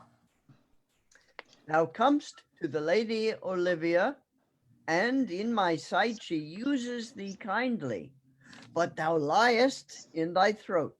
That is not the matter I challenge thee for. Very good, very brief, and exceedingly good sense. Less. I'm sorry. I will waylay thee going home, where if it be thy chance to kill me, Good. thou killest me like a rogue and a villain. Ah, still you keep on the windy side of the law. Good. Fare thee well, and God have mercy upon one of our souls. He may have mercy upon mine, but my hope is better, and so look to thyself, thy friend as thou usest him, and thy sworn enemy, Andrew Agatchik. If this letter move him not, his legs cannot. I'll give it him. You may have very fit occasion for it. He is now in some commerce with my lady, and will by and by depart. Go, Sir Andrew. Scout me for him at the corner of the orchard like a bum bailey. So soon as ever thou seest him, draw, and as thou drawest, swear horrible. For it comes to pass oft that a terrible oath, with a swaggering accent sharply twanged off, gives manhood more approbation than ever proof itself would have earned him. Away!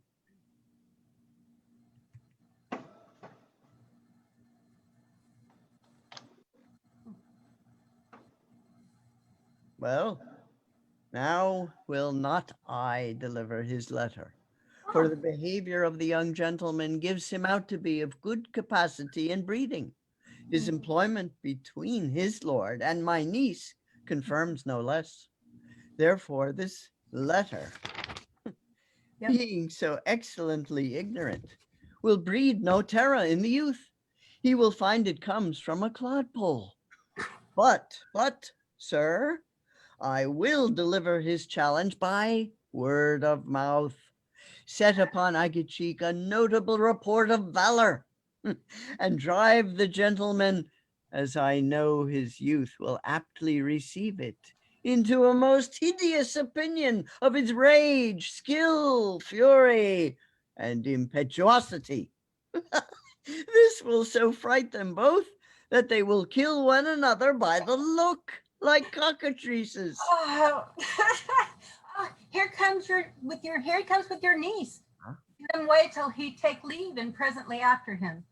I will meditate the while upon some horrid message for a challenge. I have said too much unto a heart of stone, and laid mine honor too unchary on it. There's something in me that reproves my fault, but such a headstrong, potent fault it is, that it but mocks reproof. With the same behavior that your passion bears goes on my master's griefs. Here, wear this jewel for me. Take it, 'tis my picture. Refuse it not. It hath no tongue to vex you. And I beseech you, come again tomorrow. What shall you ask of me that I'll deny, that honor saved may upon asking give? Nothing but this, your true love for my master. How with mine honor may I give him that which I have given to you? I will acquit you. Well, come again tomorrow. Fare thee well. A fiend like thee might bear my soul to hell. Gentlemen, God save thee. And you, sir. That defense thou hast, betake thee to it. Of what nature the wrongs are thou hast done him, I know not, but thy interceptor, full of despite, bloody as the hunter, attends thee at the orchard end. Dismount thy tuck, be yare in thy preparation, for thy assailant is quick, skillful, and deadly. You mistake, sir. I am sure no man hath any quarrel to me. My remembrance is very free and clear from any image of offense done to any man. You will find it otherwise, I assure you. Therefore, if you hold your life at any price, betake you to your guard, for your opposite hath in him what youth, strength, skill, and wrath can furnish man withal. I pray you, sir, what is he? He is night, dubbed with unhatched rapier and on carpet consideration, but he is a devil in private brawl. Souls and bodies hath he divorced 3, and his incensement at this moment is so implacable that satisfaction can be none but by pangs of death and sepulchre. Hobnob is his word, give it or take it. I will return again into the house and desire some conduct of the lady. I am no fighter. I have heard of some kind of men that put quarrels purposely on others to taste their valor. Belike this is a man of that quirk. Sir, no. His indignation derives itself out of a very competent injury. Therefore get you on and give him his desire. Back you shall not to the house, unless you undertake that with me, which with as much safety you might answer him. Therefore on, or strip your sword stark naked, for meddle you must, that's certain, or forswear to wear iron about you.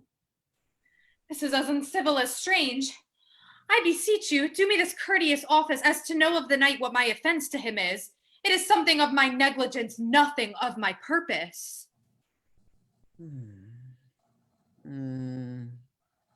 I will do so. Signor Fabian, stay you by this gentleman till my return. Pray you, sir, do you know of this matter? I know the knight is incensed against you, even to a mortal arbitrament, but nothing of the circumstance more.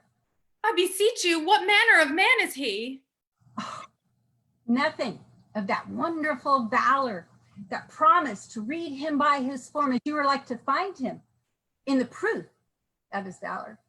He is indeed, sir, the most skillful, bloody, and fatal opposite that you could possibly have found in any part of Illyria. Will you walk towards him? I will make your peace with him if I can. I shall be much bound to you for it. I am one that had rather go with Sir Priest than Sir Knight. I care not who knows so much of my mettle. Oh, why, man, he's a very devil. I have not seen such a farrago. I had a pass with him, rapier, scabbard, and all, and he gives me the stuck in with such a mortal motion that it is inevitable.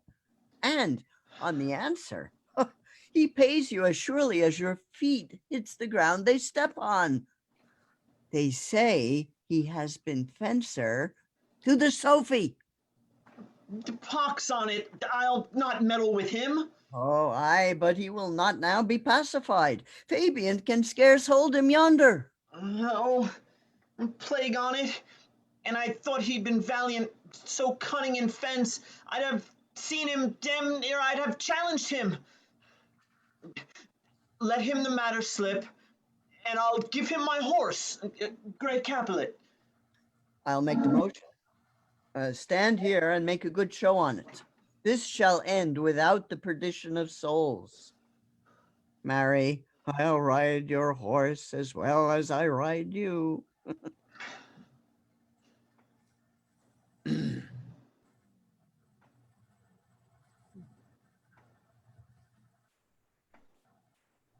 Yes, Fabian, I have his horse to take up the quarrel. I have persuaded him the youth's a devil. He is as horribly conceited of him, and pants like, and looks pale as if a bear were at his heels. Why, sir, there is no remedy. He will fight with you for his oath's sake. Marry, he hath better bethought him of his quarrel, and he finds that now scarce to be worth talking of. Therefore, draw for the supportance of his vow. He protests he will not hurt you. Pray God defend me. A little thing would make me tell them how much I lack a man. Give ground if you see him furious. Sir Andrew, come, there's no remedy. The gentleman will, for his honor's sake, have one bout with you. He cannot by the duello avoid it, but he has promised me, as he is a gentleman and a soldier, he will not hurt you. Come on, to it. Oh, pray God he keep his oath. I do assure you 'tis against my will. Your sword. If this young gentleman have done offence, I take the fault on me.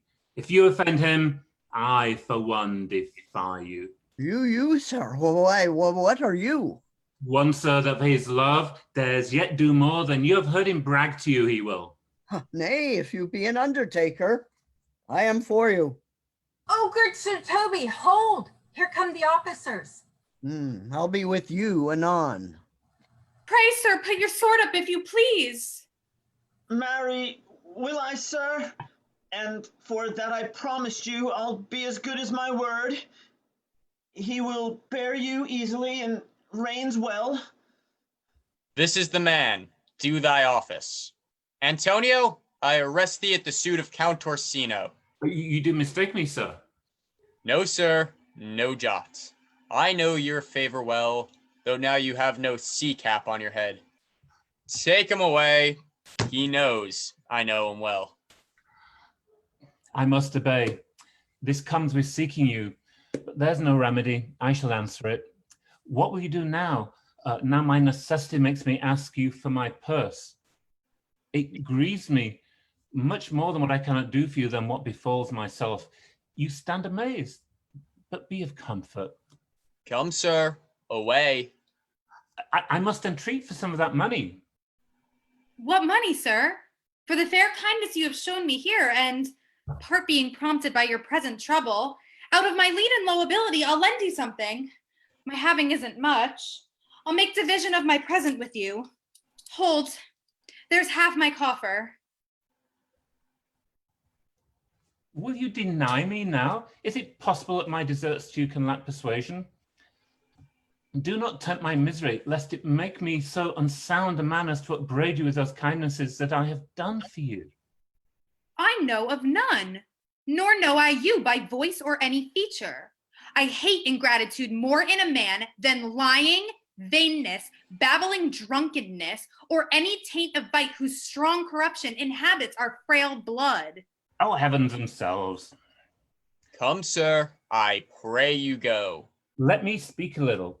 This youth that you see here, I snatched one half out of the jaws of death, relieved him with such sanctity of love, and to his image, which methought did promise, most venerable worth did I devotion. What's that to us? The time goes by. Away.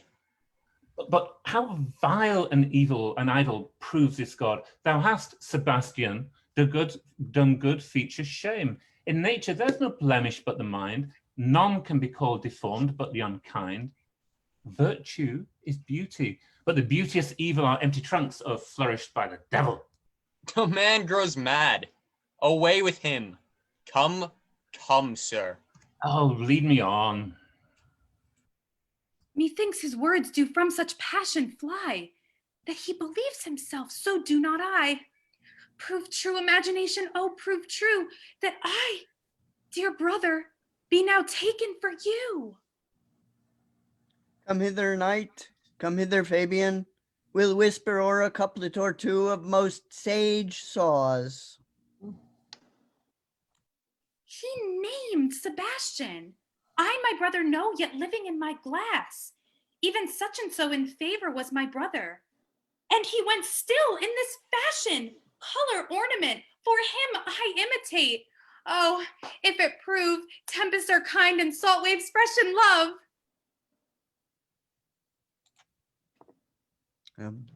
A very dishonest, paltry boy, and more a coward than a hare. Why, his dishonesty appears in leaving his friend here in necessity and denying him. And for his cowardship, ask Fabian. A coward, the most devout coward, religious in it. Slid, I'll after him again and beat him. Do, cuff him soundly, but never draw thy sword. And I do not Come, plan on let's drawing see my... the event. I dare lay any money, 'twill be nothing. Yet.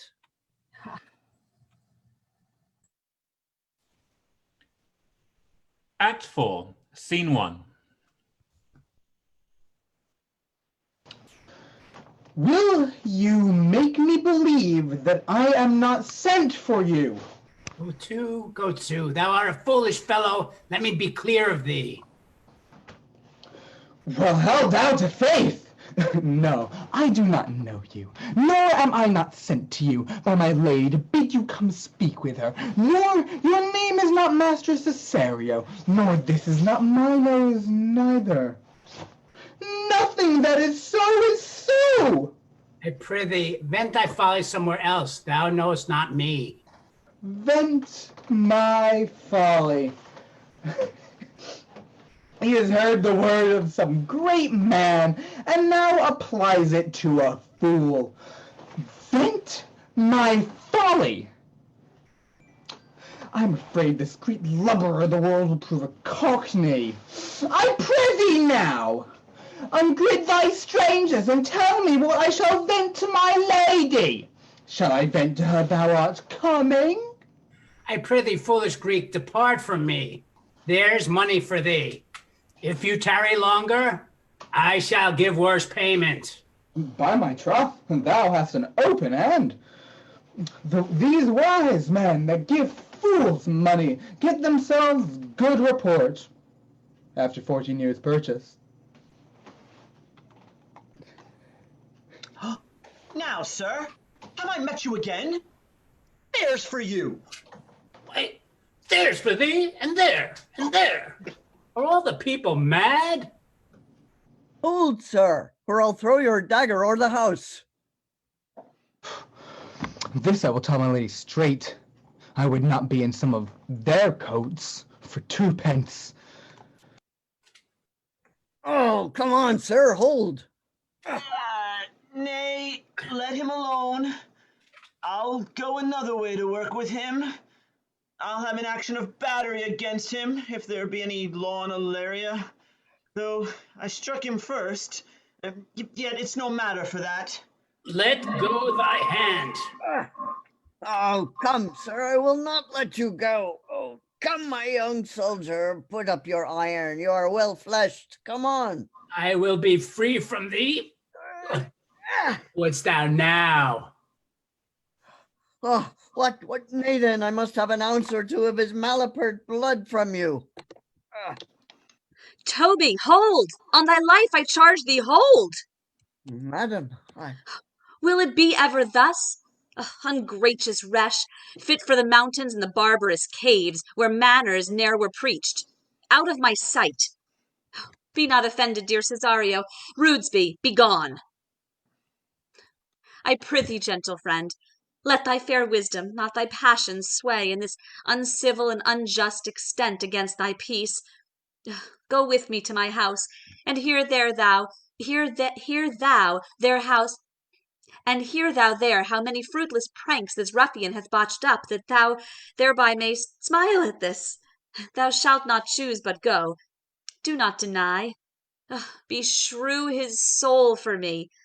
He started one poor heart of mine in thee. What relish is this? How runs the stream? Or I am mad, or else this is a dream.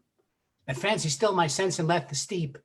If it be thus to dream, still let me sleep. Nay, come, I prithee. Would thou'dst be ruled by me? Madam, I will. Oh, say so, and so be. Act 4, Scene 2. Nay, I prithee, put on this gown and this beard. Make him believe thou art Sir Topus the curate. Do it quickly. I'll call Sir Toby the whilst. Well,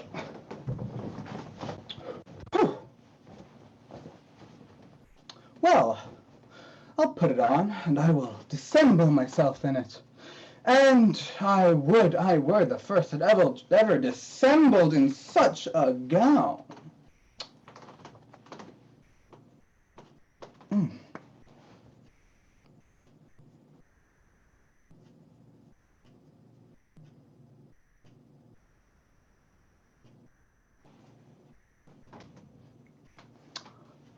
I am not tall enough to become the function well, nor lean enough to be thought a good student, but to be said an honest man and a good housekeeper goes as fairly to say a careful man and a great scholar. The competitors enter. Jove bless thee, Master Parson.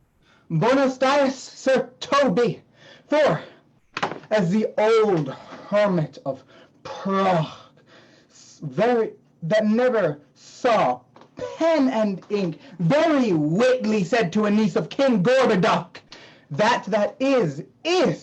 So I, being Master Parson, am Master Parson, for what is that but that, and is but is. To him, Sir Topas. What ho I say? Peace in this prison. The knave counterfeits well, a good knave. Who calls there? Sir Topas the curate, who comes to visit Malvolio the lunatic. Sir Topas! Good Sir Topas! Go to my lady! Out! Hyperbolical fit! How vexest thou this man? Talkest thou nothing but of ladies?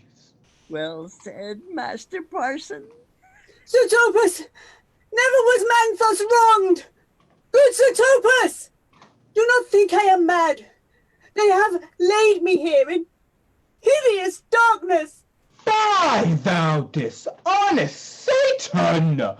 I call thee by the most modest terms, for I am one of those gentle ones that will use the devil himself with courtesy. Sayest thou that house is dark? As hell, Sir Topas! Why, it hath bay windows transparent as barricadoes, and the clerestories towards the south-north are as illustrious as ebony, and yet thou complainest of obstruction. I am not mad, Sir Topas. I say to you, this house is dark. Madman, thou errest! I say there is no darkness but ignorance, in which thou art more puzzled than the Egyptians in their fog. I say this house is dark as ignorance, though ignorance were as dark as hell. And I say there was never man thus abused. I am no more mad than you are. Make the trial of it in any constant question. What is the opinion of Pythagoras concerning wildfowl? That the soul of our grandam might happily inhabit a bird. What thinkest thou of his opinion? I think nobly of the soul, and nobly approve his opinion. Fare thee well. Remain thou still in darkness. Thou shalt hold the opinion of Pythagoras, ere I will allow of thy wits, and fear to kill a woodcock, lest thou dispose the soul of thy grandam. Fare thee well. Sir Topas! Sir Topas! My most exquisite Sir Topas. Nay, I am for all waters.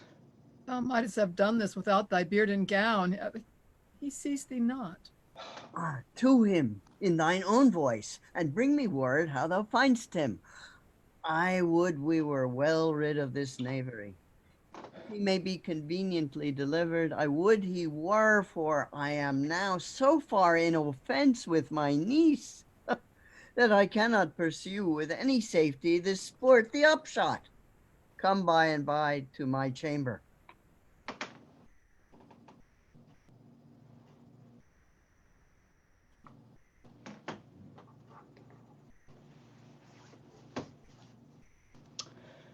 Hey, Robin, jolly Robin, tell me how thy lady does. My lady is unkind. No! Well, lass, why is she so? No! She loves another. No! Say! Who calls, huh? Good fool, as ever thou wilt deserve well as my hand. Help me to a candle and pen and ink and paper. As I am a gentleman, I will live to be thankful to thee for it. Master Malvolio? Ay, good fool! Alas, sir, how fell you but that besides your 5 wits? Fool, there was never man so notoriously abused. I am as well in my wits, fool, as thou art. But as well. Then you are mad indeed, if you be no better in your wits than a fool. They have propertied me here. Keep me in darkness. Send ministers to me, asses! And do all they can to phase me out of my wits. Advise you what you say. The minister is here. Malvolio, Malvolio, thy wits the heaven restore. Endeavor thyself to sleep and leave thy vain bibble babble. Sir Topas? Maintain a word with him, good fellow. Who? I, sir? Not I, sir. Goodbye, you good Sir Topas. Marry, amen. I will, sir, I will. Fool! Fool! Fool, I say! Alas, sir, be patient. What say you, sir? I am shent for speaking to you. Good fool! Help me to some light and some paper. I tell thee, I am as well in my wits as any man in Illyria. Well a day that you were, sir. By this hand, sir fool I am. Good fool, some ink, paper, and light, and convey that I will set down to my lady. It shall advantage thee more than ever the bearing of letter did. I will help you to it. But tell me true, Are you not mad indeed? Or do you but counterfeit? Believe me, I am not mad. I tell thee true.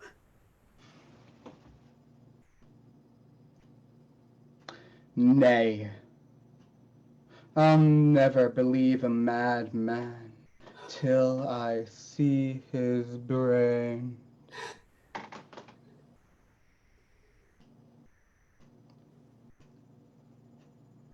I will fetch you some light and paper and ink. Fool! Unrequited in the highest degree. Oh, prithee, begone, begone. I am gone, sir, and anon, sir, I'll be with you again. In a trice, like to old vice, your need to sustain, who with dagger of lath, in his rage and his wrath, cries, aha! To the devil, like a mad lad. Pare thy nails, dad! Adieu, good man, devil. Act 4, Scene 3. This is the air, that is the glorious sun. This pearl she gave me, I do feel it and see it. And though 'tis wonder that enwraps me thus, yet 'tis not madness. Where's Antonio then? I could not find him at the Elephant, yet there he was, and there I found this credit, that he did range the town to seek me out. His counsel now might do me golden service. For though my soul disputes with my sense that this may be some error, but no madness, yet doth this accident and flood of fortune so far exceed all instance, all discourse, that I am ready to distrust mine eyes and wrangle with my reason that persuades me to any other trust but that I'm mad. Or else the lady's mad, yet if 'twere so, she could not sway her house, command her followers, take and give back affairs in their dispatch, with such a smooth, discreet, and stable bearing as I believe she does. There's something in it that is deceivable, but here the lady comes. Blame not this haste of mine. If you mean well, now go with me, and with this holy man into the chantry by. There, before him, and underneath that consecrated roof, plight me the full assurance of your faith, that my most jealous and too doubtful soul may live at peace. He shall conceal it, whiles you are willing, it shall come to note what time we will keep our celebration keep, according to my birth. What do you say? I'll follow this good man and go with you, and having sworn truth, ever will be true. Then lead the way, good father, and heavens so shine that they may fairly note this act of mine.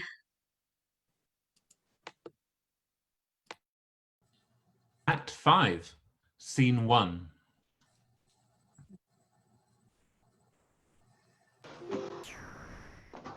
As thou lovest me, see his letter. Good Master Fabian, grant me another request! Anything. Do not desire to see this letter. This is to give a dog, and in recompense, desire my dog again. Belonging to the Lady Olivia, friends? Aye, sir. We are some of her trappings. I know thee well. How dost thou, my good friend? Truly, sir, the better for my foes and the worse for my friends. Just the contrary. The better for thy friends. No, sir, the worse. How can that be? Marry, sir, they praise me and make an ass of me. Now my foes tell me plainly I am an ass, so that by my foes, sir, I profit in the knowledge of myself, and by my friends I am abused. So that conclusions to the kisses, if your 4 negatives make your 2 positives, why then the worse for my friends and the better for my foes. Why, this is excellent. By my troth, sir, no, though it please you to be one of my friends. Thou shalt not be worse for me. There's gold. But that it would be double dealing, sir. I would you could make it another. Oh, you give me ill counsel. Put your grace into your pocket, sir, for this once, and let your flesh and blood obey it. Well, I will be so much a sinner to be a double dealer. There's another. Primo secundo tertio is a good play, and the old saying is, the third pays for all. The triplex, sir, is a good tripping measure, or the bells of St. Bernard, sir, may put you in mind. 1, 2, 3. You can fool no more money out of me at this throw. If you will let your lady know I am here to speak with her and bring her along with you, I may wake my bounty further. Marry, sir, lullaby to your bounty till I come again. I go, sir, but I would not have you to think that my desire of having is the sin of covetousness. But, as you say, sir, let your bounty take a nap. I will awaken it anon. Here comes the man, sir, that did rescue me. That face of his I do remember well. Yet when I saw last it was besmeared as black as Vulcan in the smoke of war. A bobbling vessel was he captain of, for shallow draught and bulk unprizable, with which such scapel grapple did he make. With the most noble bottom of our fleet, that very envy and tongue of laws cried fame and honor on him. What's the matter? Orsino, this is that, Antonio, that took the Phoenix and her fraught from Candy, and this is he that did the tiger board when your young nephew Titus lost his leg. Here in the streets, desperate of shame and state, in private rabble did we apprehend him. He did me kindness, sir, drew on my side, but in conclusion put strange speech upon me. I know not what 'twas but distraction. Notable pirate, thou saltwater thief! What foolish boldness brought thee to their mercies, whom thou in terms so bloody and so dear has made thine enemies? Orsino, noble sir, be pleased that I shake off these names you give me. Antonia never yet was thief or pirate, though I confess, unbase and grind enough, Orsino's enemy. A witchcraft drew me hither, that most ungrateful boy there by your side. From the rude seas enraged and foamy mouth did I redeem. A rack past hope he was. His life I gave him, and did thereto add my love, without retention or restraint, all in his dedication. For his sake did I expose myself, pure for his love, into the danger of this adverse town. Drew to defend him when he was beset, where, being apprehended, his false cunning, not meaning to partake with me in danger, taught me to face out of his acquaintance, and grew a 20 years removed thing while one would wink. Denied me mine own purse, which I had recommended to his use not half an hour before. How can this be?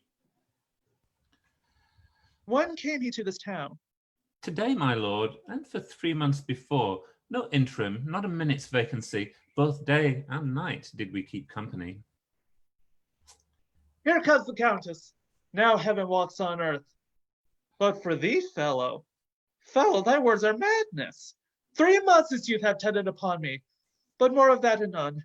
Take him aside.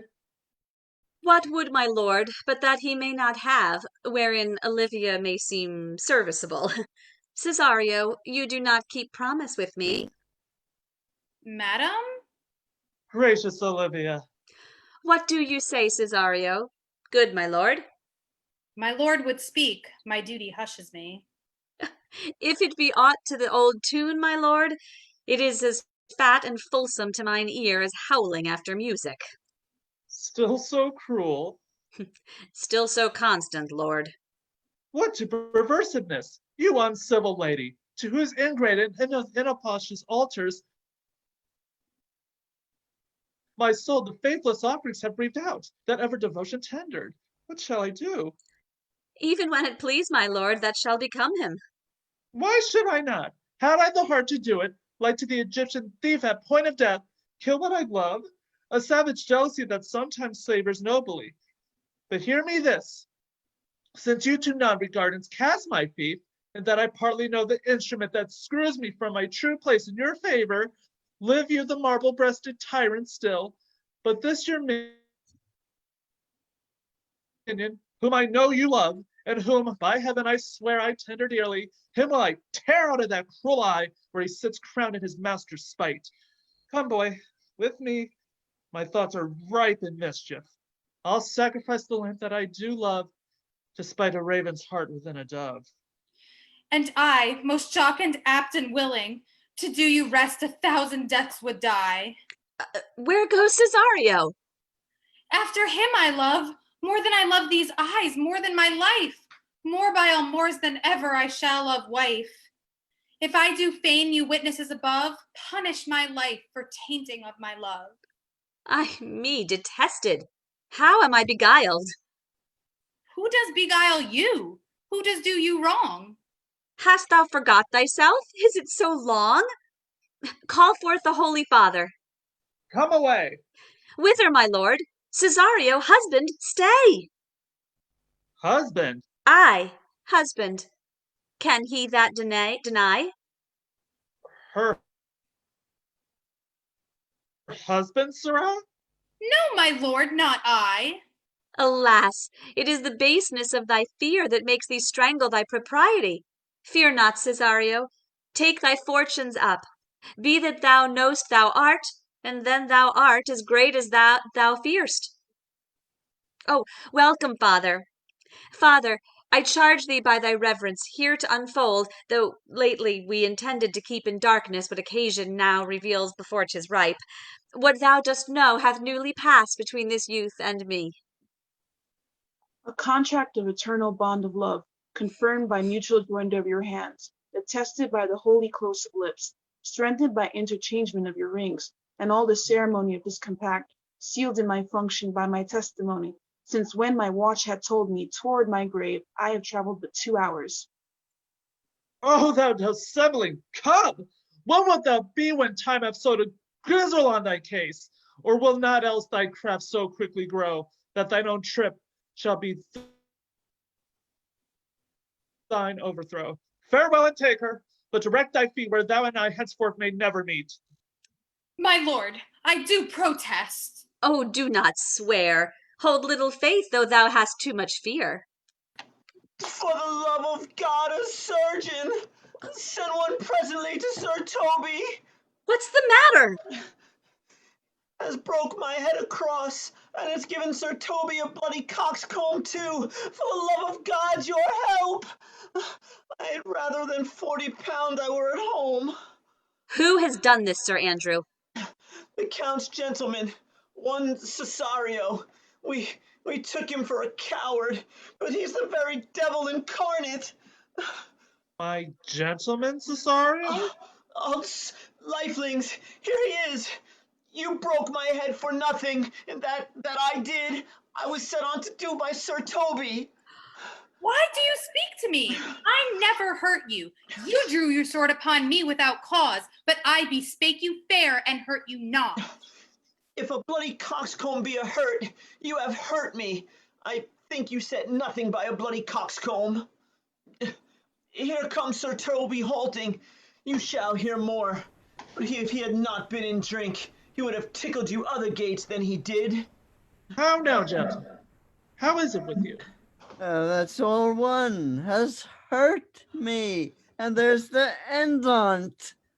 Oh, sot, didst see Dick's surgeon, sot? Oh, he's drunk as Sir Toby an hour agone. His eyes were set at 8 in the morning.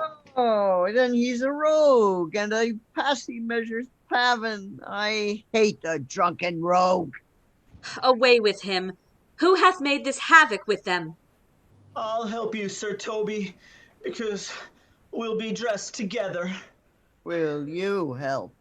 An asshead and a coxcomb and a knave, a thin-faced knave, a gull? Get him to bed, and let his hurt be looked to.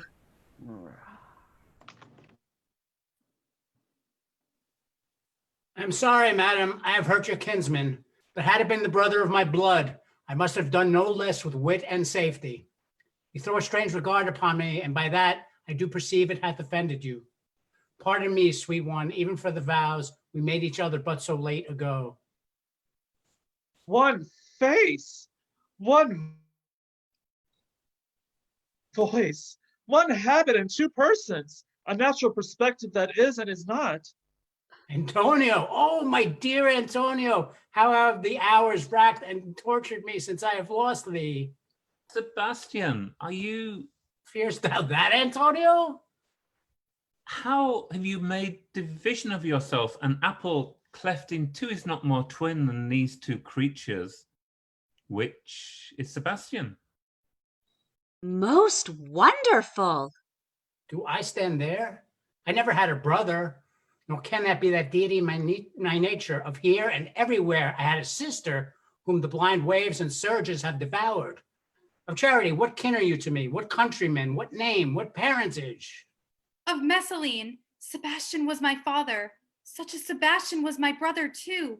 So went he suited to his watery tomb.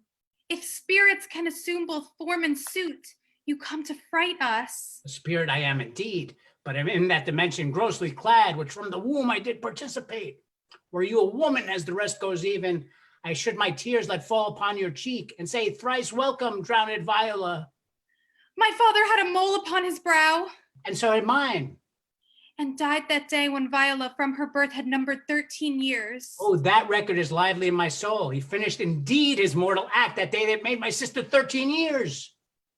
If nothing lets to make us happy both, but this my masculine usurped attire, do not embrace me till each circumstance of place, time, and fortune do cohere and jump that I am Viola, which, to confirm, I'll bring you to a captain in this town where lie my maiden weeds, by whose gentle help I was preserved to serve this noble count.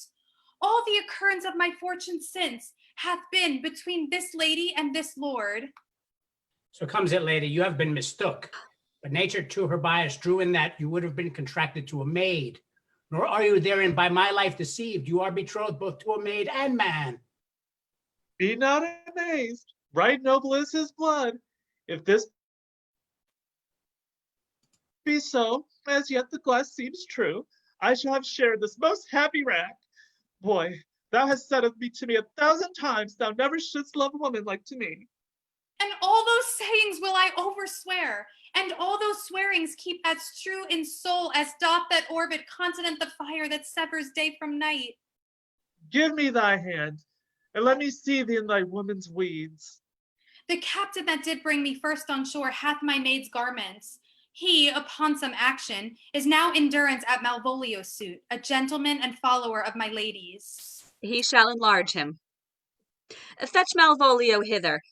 And yet, alas, now I remember me. They say, poor gentleman, he's much distract. A most extracting frenzy of mine own, from my remembrance clearly banished his. How does he, sirrah? Truly, madam, he holds Beelzebub at the saves, and as well as a man in his casket may do, has here writ a letter to you.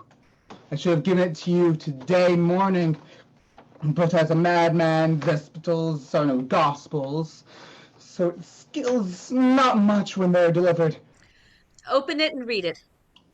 Look to then and be well edified, when the fool delivers the madman.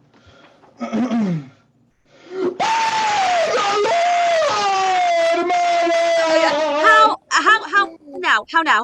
Art thou mad? No, madam, but I do read madness. And your ladyship must have it as it ought to be. You must allow vox. Prithee, read in thy right wits. So I do, Madonna, but to read his right wits is to read thus. Therefore, perpend, my princess, and give ear. Read it you, sirrah.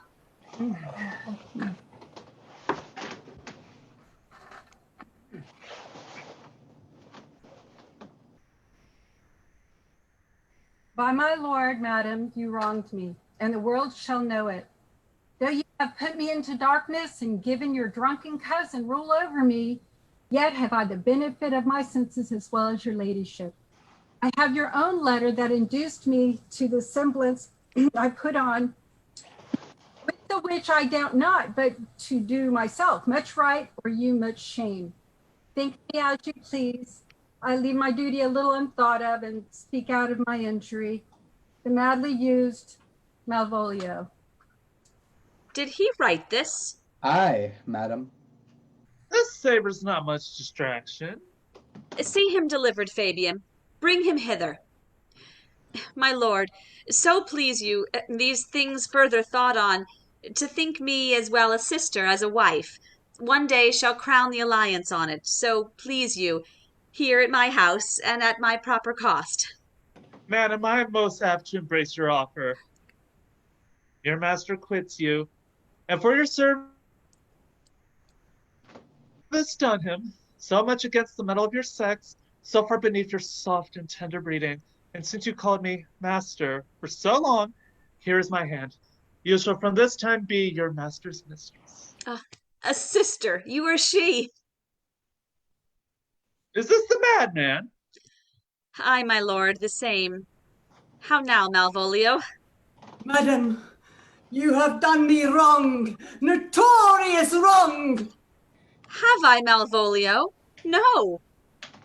Oh, lady, you have.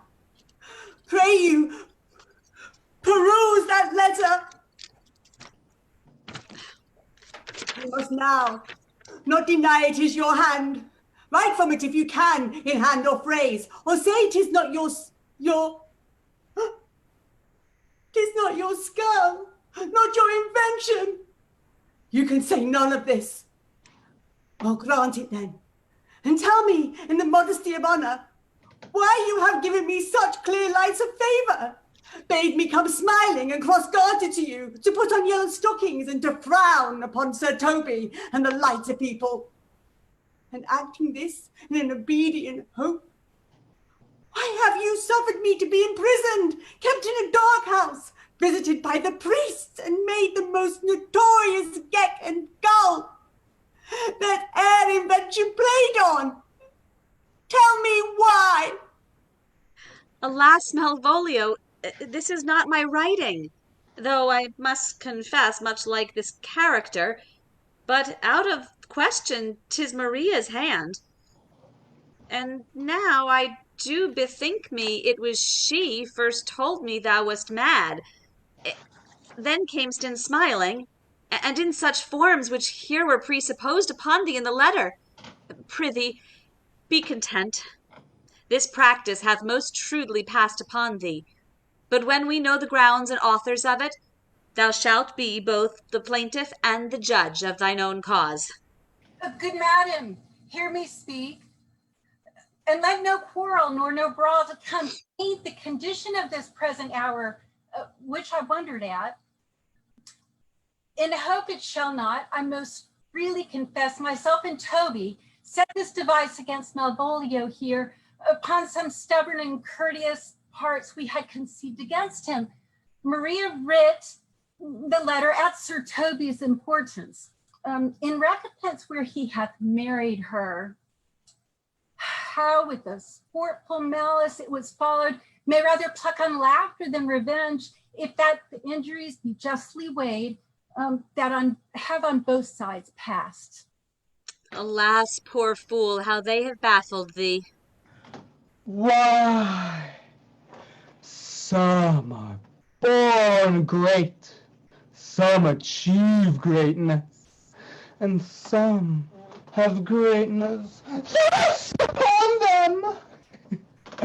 I was one, sir, in that interlude. One, Sir Topus, sir.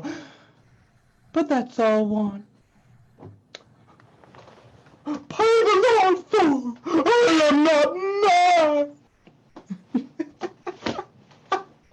But do you remember, madam, why laugh you at such a barren rascal, and you smile not? He's gagged. And thus, the whirligig of time brings his revenges. I'll be revenged on the whole pack of you! He hath been most notoriously abused. Pursue him and entreat him to appease. He hath not told of the captain yet. When that is known and golden time convents, a solemn combination shall be made of our dear souls. Meantime, sweet sister, we will not part from hence. Cesario, come, for so you shall be while you are a man. But when in other habits you are seen, Orsino's mistress and his fancy's queen.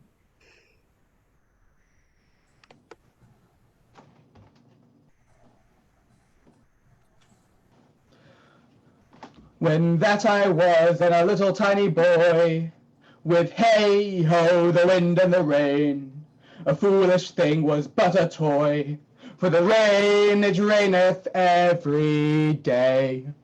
But when I came to man's estate, with hey ho, the wind and the rain, Gates, knaves, and thieves, men shut their gates. For the rain it raineth every day. But when I came, alas, to wive, with hey ho, the wind and the rain, Why, swaggering could I never thrive. For the rain it raineth every day. But when I came into my beds, with a hey ho, the wind and the rain, With tall spouts still had drunken heads. For the rain it raineth every day. A great while ago the world begun. With hey ho, the wind and the rain. but that's all one. Our play is done, and we'll strive to please you every day. Yay! Well done, everybody. Woo. So, everyone, thank you for being with us this evening to watch Twelfth Night by William Shakespeare. I'd like to introduce you to the cast. My name is Emma Schwartz, and as you saw at the beginning of the show, I'm the director of the show, and I'm the founder member of Mementi Productions. Thank you. And I played Malvolio. And now, Andrew. My name is Stan. I played Sir Andrew Agucheek, and I'm an actor from New Jersey. Best day? My name is Joshua Schwartz. I'm a college student, and I played Feste the Fool. Maria? I am Ginger Kipps. I played Maria, and I'm an actor from New Jersey.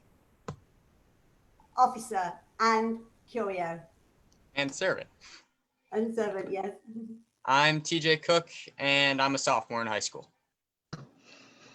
Antonio. Robin Peel and Captain. Robin Peel from Seattle, Washington, though not originally. I've done a lot of work in theatre, usually in stage management, lighting design in England. Now I'm in the US. Orsino. My name is David Legrand. I was Orsino, and I am a theater major and nursing assistant in New Jersey. Fabian. I'm Victoria Friedman. I'm an actress in New York City and love playing pranks. Toby Belt. I'm Ron Lear, another actor from New Jersey and a freelance journalist. I played Sir Toby Belch. Olivia. I'm Suzanne Goldenson. I played Lady Olivia, and I'm an actor living in New Jersey. And Valentine, the priest, and Oswing. Hi, my name's Lamine Fajimolu. I'm an actress from Nigeria, and right now I live in New York City. And last but not least, Viola. My name is Lauren Proda, and I played Viola, and I am a 6th grade math teacher in New Jersey, and I also love to act. Yay. Yay! Thank you very much, everybody. Thank you. Great show and a great production, and I'll see you all again soon. Robin, is there anything more to say? No, there isn't actually. But thank you everybody who was on the Zoom link. I'm looking at another screen to look at that. I'm sorry, on the Facebook link. Thank you. There were no questions there, so I think that's it. Thank you very much. Thank you. Bye-bye. Bye. Bye.